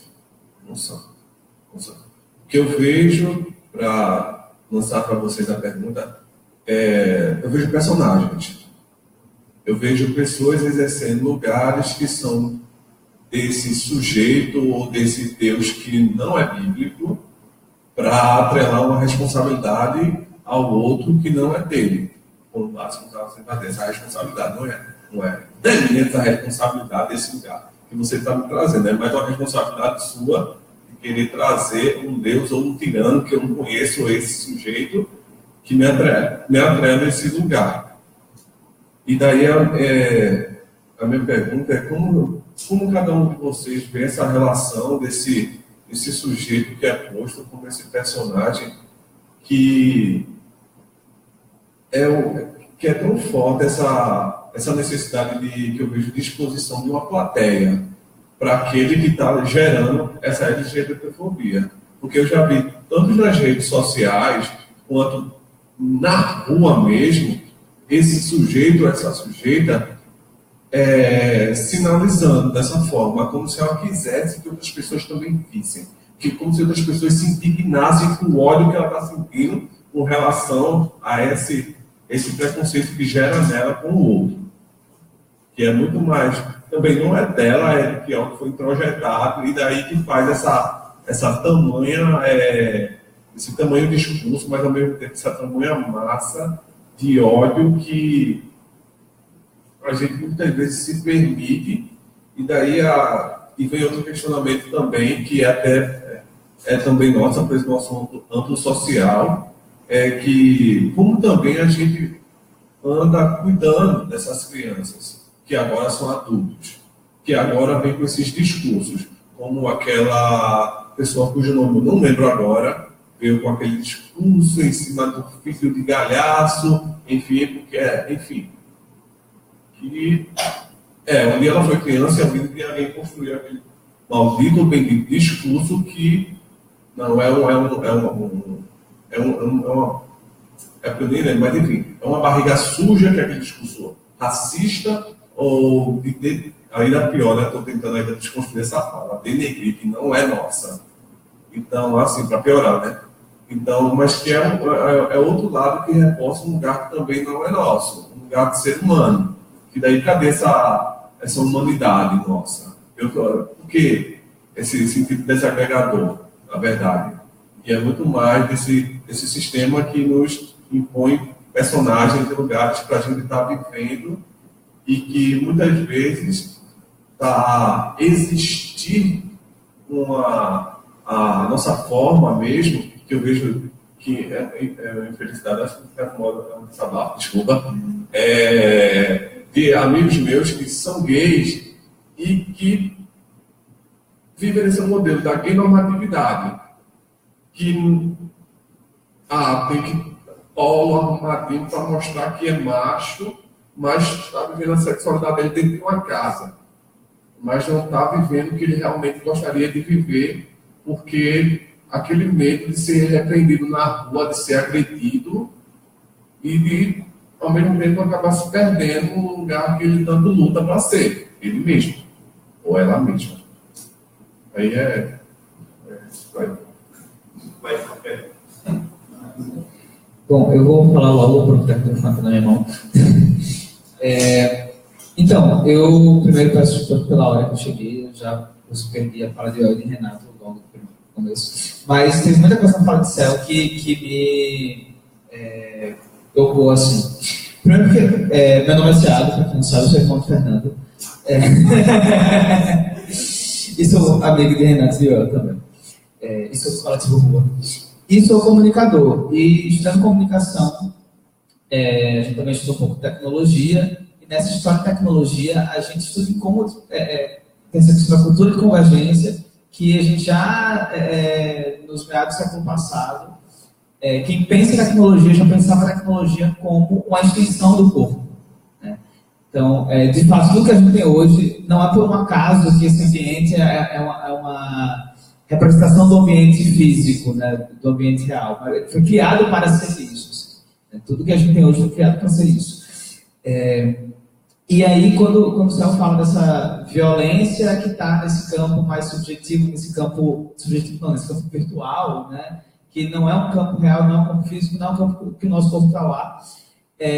Quando a gente vai tratar, inclusive, dessa violência, parece que a gente está falando de algo menor. De uma violência menor, porque isso não atinge o nosso corpo diretamente, não tem uma consequência física, então é uma violência menor. A questão tem consequência física, né? Não é à toa que cresce o número de suicídios. Exato, ou tentou cometer. E aí eu falo, inclusive, por uma questão muito conectada com a minha realidade mesmo, que há 2 semanas atrás eu estava na emergência com uma amiga minha que tinha acabado de tentar cometer suicídio.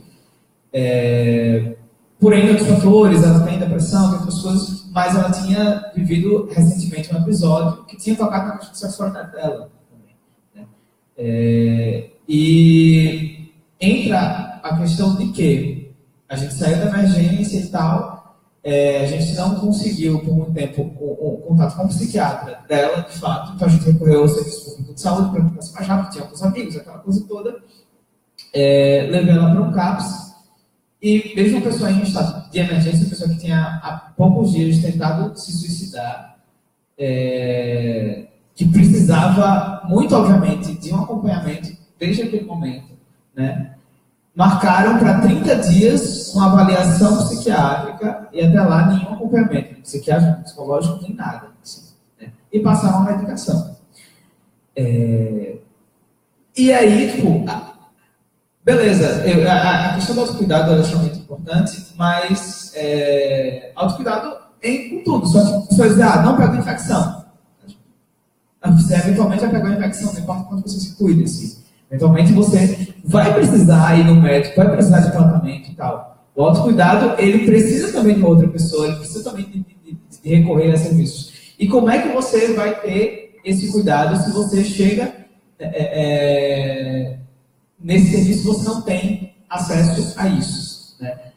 A gente está falando aqui de saúde mental de pessoas LGBT e muitas delas não têm acesso a serviços de cuidado da saúde mental. E aí, eu não sei se o El tem alguma atualização sobre isso, mas foi aprovado há algumas semanas algumas emendas de orçamento público para o município do Recife, e uma das propostas de emenda orçamentária era na área de saúde mental, e era para a questão de justiça. Não sei se foi aprovado ou não essa emenda. Mas, enfim, essas são coisas que a gente vai tentando colocar, né? Que tipo de política pública a gente pode propor para expandir o acesso a cuidado de saúde mental às pessoas LGBT. Porque não adianta só a gente dizer, mas você vai para a internet, tem que cuidar do que você vai fazer ali e tal. Não, tipo, a gente tem todo o processo que a gente precisa ter esse acabouço para fora também, né? E, para além disso, a gente vendo que esse ambiente virtual ele é uma reprodução de vários mecanismos que existem no ambiente real, a gente precisa pensar na nossa defesa e no nosso contra-ataque para o ambiente virtual, como a gente tem que pensar para o ambiente real. Eu acho que a gente está muito atrasado em pensar isso para o ambiente real, enquanto pessoas LGBT, e eu acho que está muito mais atrasado ainda em pensar isso para o ambiente virtual, né? Mas eu acho que existem possibilidades de a gente se defender, da gente contra-atacar nesse ambiente físico e da gente defender e contra-atacar no ambiente virtual igualmente. Boa noite. Boa noite. Rapidinho, deve ser bem rápido. Estou tentando. Também sou militante do coletivo Rua. Meu nome é Evandro, tenho 7 anos e pela idade eu sou tocado. E fico na internet o tempo todo, então por isso eu consigo ter alguns entendimentos. Eu escutei a fala de Igor e dei uma filadinha no que ele tinha escrito sobre as influências no YouTube. E aí eu percebi que a Pablo Vittar tem mais inscritos que o Jair, que tem mais inscritos que o Jornal das Bi. E aí eu cheguei na conclusão que é simplesmente porque Pablo Vittar está na mídia. Ela conseguiu uma mídia muito grande dentro disso, porque, diferente do canal das Bi, a Pablo Vittar diverte. E por ela divertir, ela consegue divertir os héteros. Então os héteros também têm acesso àquilo. Tanto que dentro do clipe oficial de Corpo Sexual tem um comentário que é tipo, o que é que esse escroto do Pablo Vittar está fazendo aí? São mais essa loira gostosa. Então, tipo, a galera que tá lá, ela tá se divertindo com o fato da Pablo tá cantando. Então, a maioria dessas pessoas também são héteros. E aí chega essa questão do Big Money e tal, que tá dentro da mídia. E aí chega uma questão de que tem uma diferença entre Corpo Sensual, que é uma música que não tem um empoderamento ou uma coisa de militante, para Indestrutível, que é um conforto para quem sofre alguma coisa, né? Que é uma letra super confortante e tal. Diferente do Corpo Sensual, que é mais para dançar. E aí eu cheguei numa conclusão de que quando pega a Pablo Vittar e traz ela para um lance de conforto, ela não tem tanto ibope quanto o Corpo Sensual. Isso acontece de uma forma negativa também para casos de Beyoncé, por exemplo. Que a Beyoncé, ela divertia, e aí quando ela lança o álbum, que eu esqueci agora o nome. Oi? Lemonade. Não, antes do Lemonade. É outra que é antes. Não, bicho, é que ela fala de feminismo, enfim. É antes do Lemonade. Não sei. Enfim, ela lança. E aí a galera tá de boa. E aí quando ela lança o Lemonade, eu me deparei com um comentário dentro dos grupos de Facebook das LGBTs do Brasil, que era tipo assim, meu Deus, a Beyoncé é negra. Então, tipo, a galera olha pra uma figura que está se divertindo, e a partir do momento que ele está sendo mais empoderado, você faz, não, isso não está correto. E aí chega aquela questão de, tipo, a gente precisa de um lugar para poder, de uma referência para poder militar dentro da internet. E aí chega aquela coisa, vai criar uma coisa empoderada, tipo o canal das Fit não tem mais visibilidade que o Jair, ou vai converter uma pessoa que é de diversão, que é tipo a Lu Vittar, e transformar na Beyoncé da vida, que a galera vai falar, é falsa ativista, sabe? E também chega a questão da Carol Conká, que também ela foi lá militar, ela falsa ativista. E aí chega uma diferença também entre a Pablo Vittar, que teve uma mídia perfeita, tipo, uma mídia super positiva, ela tá lá, a galera tá curtindo. A Dandara, que foi uma atriz sexual que morreu. E a mídia era super negativa. Era um vídeo dela sendo morta, né? Então, essa é a pergunta, bem Enem, textão, depois pergunta, né? Criar um empoderamento, uma pessoa empoderada, ou converter uma pessoa que está no divertimento lá para divertir, para criar um empoderamento. É isso. Eu acho que o maior desafio, na verdade, vai ser de como é que vocês vão responder essa pergunta em 15 minutos. Porque, como são 8h25, a gente tem até 8h30. A gente pode dar uma colher de chá de 10 minutos extra, a gente pode ir até 8h40. Lembrando que estamos nas ruas de Recife e a nossa saída é complicada. Então, boa sorte para a resposta de vocês. A gente tem mais risco do que isso. Muito bem. A senhora já pode ir para o IBGE. Parar de ser professora. Que é que vários dados, tudo que eu na sociologia sou péssimo, né? Fazer gráficos, mas ali. Então, nossa, muita coisa. Eu vou tentar falar bem rápido para conseguir encaixotar tudo. Acho que a primeira coisa, em relação à Bíblia, a fonte, eu acho que você apresenta um argumento que faz muito sentido, porque, para mim, tem um exercício que eu aprendi um pouco na educação popular, que é o exercício do porquê, que é você fazer que a própria pessoa perceba de onde está vindo o discurso dela. E se você falar esse discurso para as pessoas mais LGBTofóbicas possíveis, por quê? Por quê? Cada argumento vai afinando, né? Tentando chegar na origem. Geralmente, no exercício que já fiz na minha vida, eu que sou de uma família evangélica fundamentalista, fiz curso de casa, todo rolê tipo de, como é que é o nome já falou o termo do espiritismo, enfim, tirar demônios, expulsar demônios, etc, etc. Por quê? O porquê geralmente é fundamentado em duas coisas. É uma ordem divina, de acordo com a leitura das escrituras bíblicas, e aí, eu como ex-evangélico, inclusive o processo de aceitar a sexualidade foi muito estudando a Bíblia, compreendendo as tradições da Arábia, grega, não sei o quê, todas aquelas coisas, de tentar compreender por que o versículo bíblico falava sobre o homossexualismo, ou a pederastia, ou sodomia, era tão levado em conta, se na Idade Média aquele mesmo versículo significava masturbação. E se você vai pensar na perspectiva Foucaultiana, tipo, qual é a necessidade de você controlar o corpo, e a maneira que esse versículo ele tem sido alterado de acordo com o tempo, o contexto social, e sendo usado quando é oportuno. Tem coisa mais oportuna que a gente perceber, a quantidade de pastores milionários que vão na televisão citar versículos bíblicos de condenação, mas eles nunca citam o versículo que fala: dai tudo que tem aos pobres e me seguem. Eu nunca vi um pastor desse usar esse versículo bíblico. O discurso religioso ele é usado com uma maneira oportunista.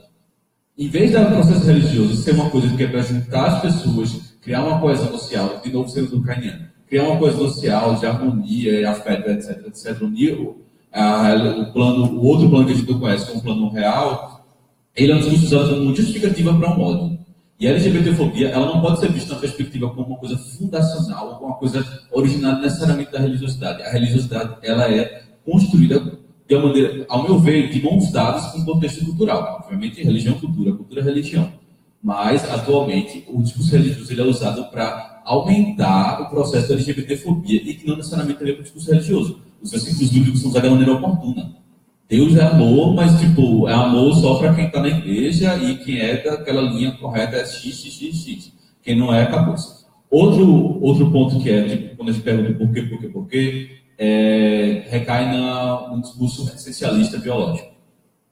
É XX e XY.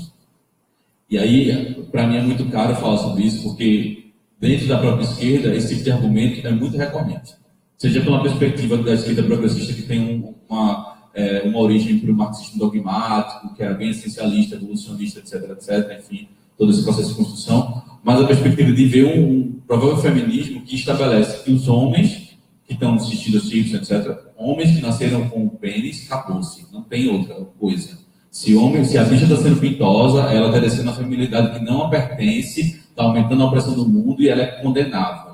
Ao ponto de que já ouvi de pessoas desse tipo de corrente dizer que eu tinha que me comportar em relação à minha sexualidade, que eu tinha que saber expressar minha sexualidade porque incomodava ela. Uma pessoa de um partido de esquerda progressista.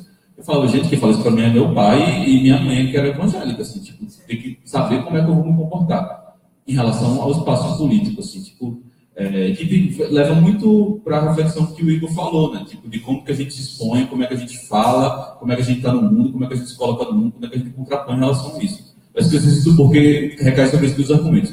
E para mim é só a gente tentar refletir sobre esses dois argumentos quando eles são usados de maneira oportuna. Primeiro, que o ser humano faz parte de um processo cultural de reflexão, então a gente não é uma ameba, né? A gente não está aqui para reproduzir, para apenas ter a função de procriação, né? Já dizia aquele ex-candidato a presidente da República, o órgão escritor não reproduz. Quem disse que eu quero reproduzir? Ainda bem, né? Não tenho a menor pretensão disso. Eu acho, sobre o que o Thiago falou, sobre as emendas LGBTs, a gente propôs, sim, no debate na Câmara dos Vereadores do Recife, entre LGBT, mas era esperado que fosse barrado, né? A gente teve a proposta da Michelle Collins, com a irmã B, que propuseram que todas as citações que falavam sobre gênero e sobre LGBT fossem retiradas do plano orçamentário da Prefeitura do Recife no ano que vem, para os próximos 3 anos. Essa proposta foi rejeitada, mas ela conseguiu uma confusão lá. E toda vez que tinha alguma coisa que falava sobre gênero LGBT, não era aprovada na Comissão de Ética e Justiça, porque se fosse no plenário, ia ser uma confusão e nada ia ser votado. Chegou ao ponto, por exemplo, que estava planejada uma formação para os guardas municipais do Recife, que falava formação sobre a violência contra a mulher e violência de gênero. A bancada evangélica falou, se não tirar a palavra gênero, a gente não vai aprovar, a gente vai levar ao plenário e vai barrar a formação. É um imperativo político na cara crua. É o discurso do meio digital, o discurso em outros espaços que são micro, que se fortaleceram, que está no espaço público, tipo, descancarado, assim, sem nenhum medo. Como fazer? Foi quando eu tenho em relação à tua pergunta, Evandro. Eu acho assim, e para mim é muito importante falar sobre isso, porque meu mestrado foi sobre a idade dos homens que consumiam divas pop, que essa questão de tipo, a representatividade por si só significa um processo político? Para mim, não. Assim, tipo, eu acho assim, aquela figura do Democratas, vereador de São Paulo, que é um negro gay, é o maior exemplo disso. Representatividade não significa discurso político prático, empoderador e crítico sobre o modelo atual. A quantidade de pessoas que são oprimidas, tipo, biologicamente falando ou esteticamente falando, que corroboram com o discurso opressor é imensa, sabe? Tipo, isso é muito comum. O debate não tem que ser só pela representatividade, tem que ser por uma representatividade que é o mesmo processo político coletivo de ruptura com o sistema de opressão que a gente está vivendo. Assim. Então, a Pablo Vittar, ela é uma coisa que a gente não esperava vivenciar, eu acho, assim, porque a gente está vivendo por um processo de alta repressão política, a nível nacional, muito focado na questão LGBT, a nível internacional, em relação aos imigrantes. E aí, o que acontece? Música hispânica bomba nos Estados Unidos depois de 15 anos, fica em primeiro lugar Despacito, todo mundo agora fazendo música latina, dançando, sambando no mundo inteiro, na Europa, todos os lugares está proibindo imigrante, e o processo cultural está tipo, dando um tapa na cara, falando, tipo, a gente vai resistir culturalmente falando. A cultura e a política, elas estão unidas porque são processos que se misturam. O problema é quando elas se misturam e o discurso político ele se esvai, ele fica sem sentido. E eu acho que a Pablo Vittar está num processo, está num exercício bastante difícil, que é assim, é um discurso político que não quer que se esvaia e que sempre que é oportuno eu vou colocar isso na cara das pessoas. A acusação que tem em relação a Beyoncé ser um ativismo de telão é muito chato, porque cria-se duas premissas, que é todo o processo de político identitário, ele tem que ser necessariamente político, e muitas vezes quem está fazendo arte não quer ter um discurso político escancarado, acha que o político por si só está naquele espaço. E a outra coisa desacreditar a arte porque ela está misturando um processo político.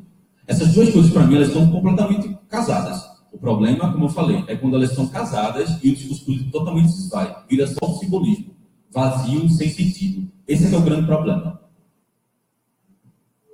Arrasou. Eu vou ser bem sucinto na minha fala, focar mais na tua pergunta. Vou fazer 2 para 2. Então, falando sobre o discurso religioso e tal, eu analisei uma matéria para o meu trabalho que era sobre a declaração do Papa, que a gente tinha que ser mais tolerante em relação a... Aliás, a gente não podia condenar os gays, a frase era mais ou menos essa. E um comentário recorrente, que foi copiado e colado a exaustão no Diário de Pernambuco, no Facebook, era assim: gente, tudo bem, tipo, o Papa não condena o pecador, condena o pecado, entende? Então, tipo, era uma maneira de tentar a gente aceitar essa premissa do Papa, mas ao mesmo tempo eles estarem ligados que, tipo, a homossexualidade ou outras práticas sexuais, vivências sexuais dissidentes, são sim condenáveis, entende? Você tem que ter um olhar para perdoar o outro, mas, enfim, só para lembrar disso que eu falei. E também tem a questão da moralidade dos comportamentos, né? E o discurso religioso é atrelado a isso, que a gente falou há pouco tempo. Tem outra coisa interessante também, que tem um livro de Butler, de 97, chamado The Excited do Speech, que ela fala uma coisa bem polêmica. Ela analisa discursos de ódio, sobretudo da corte americana, em casos racistas, e ela fala que não existe falantes do ódio, efetivamente. Existem, na verdade, sujeitos discursivos que não exige o discurso do sujeito. Então, quando alguém fala algo pejorativo de ódio, não é o sujeito que está ali, sua individualidade. Ele está na reprodução do que ele absorveu enquanto discurso. É meio polêmico isso, porque a gente acaba destruindo o indivíduo de agência, né, da possibilidade de agir. Então, a gente tem que ver isso com cuidado também, com cautela. Sobre Pablo Vittar, na sua cara do Brasil inteiro, assim, enfim, acho bem importante o espaço que ela está ocupando. Uma drag do mainstream no Brasil em 2017 é uma coisa gigantesca e, para mim, era impensável, assim, há pouco tempo atrás. E eu acho que ela vem conquistando, mesmo no YouTube, no Facebook, sendo xingada, ela vem conseguindo um espaço muito grande de inserção, sobretudo sendo uma referência de pessoa para outras pessoas que exercem sua sexualidade. Né? Tipo, tem um ídolo, um ícone, na verdade, com essa referência. Eu acho muito importante para o processo de subjetivação no começo da adolescência ou da infância. A gente ter essa referência para não se sentir um monstro e saber que tem um lugar lá. Aquela música que tu falou, né? Que você não se confortável. É quase um manifesto de você se aceitar enquanto indivíduo LGBT ou de outra minoria. Acho que... Bom, acho que começando pelo final, achei super necessário as colocações de vocês, todas elas, assim. Começando do final para o começo, né? Acho que os meninos já falaram com bastante propriedade mais, né? Mas essa coisa da Pablo que falou, que eles trouxeram, me faz ficar pensando na questão que já me passa um tempo, de que talvez nem toda visibilidade é tão estratégica assim, e que a visibilidade é sempre ambígua, sempre. Porque ela é sempre usada para fins diferentes, mesmo que seja uma mesma posição, assim, usada para fins diferentes. E se a gente pensa, os lugares da visibilidade assim, sempre foram usados tanto para a emancipação das potências, a emancipação das possibilidades, mas também sempre foram usados para a manutenção do normal, sabe? Como exemplo do que não deve ser, como exemplo da aberração, como exemplo... E a estratégia que sempre foi usada para isso foi visibilizar mesmo. Olha que coisa estranha, você não deve ser assim, pessoa normal, sabe? Então, acho que isso é sempre ambíguo. E aí, não à toa...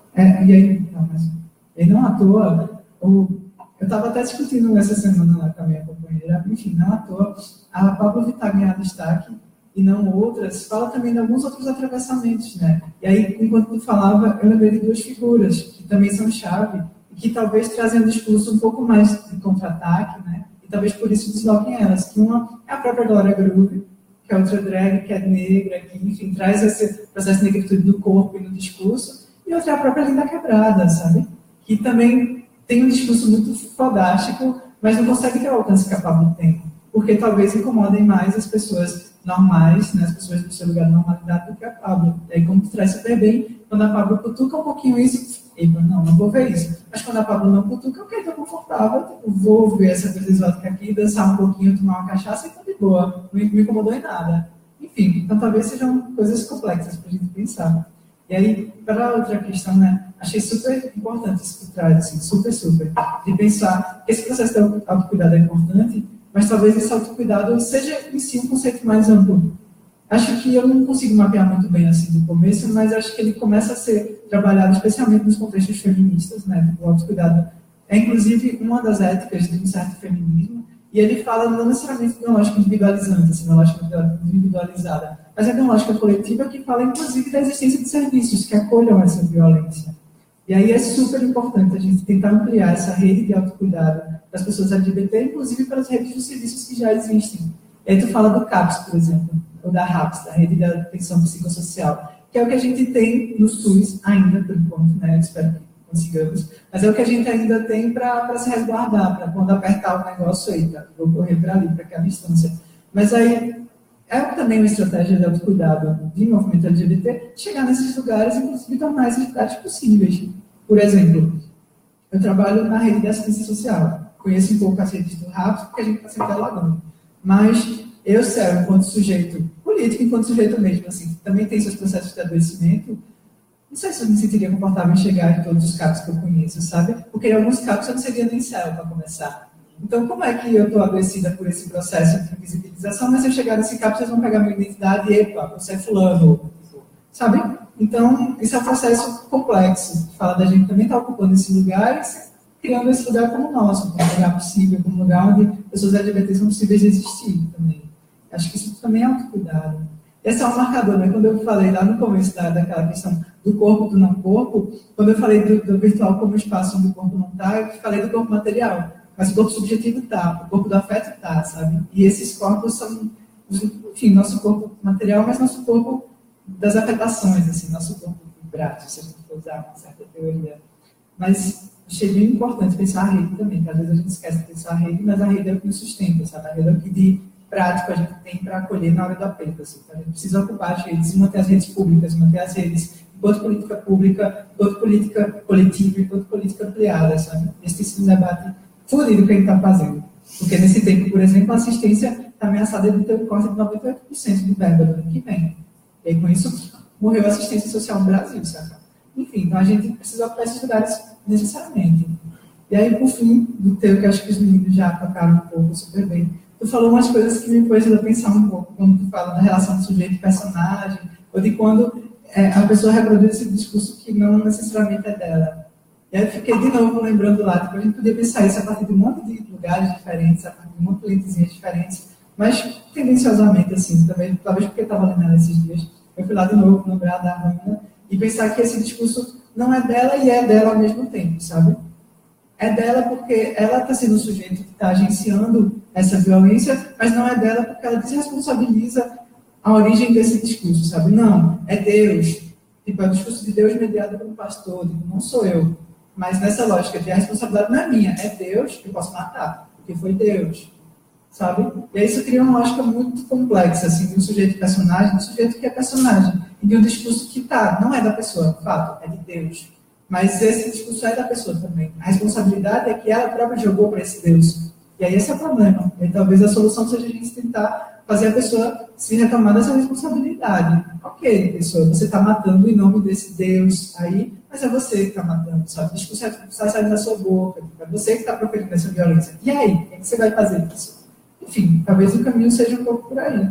E aí talvez as questões sejam um pouco por aí também. Beleza. Bom, nós chegamos no nosso limite de tempo.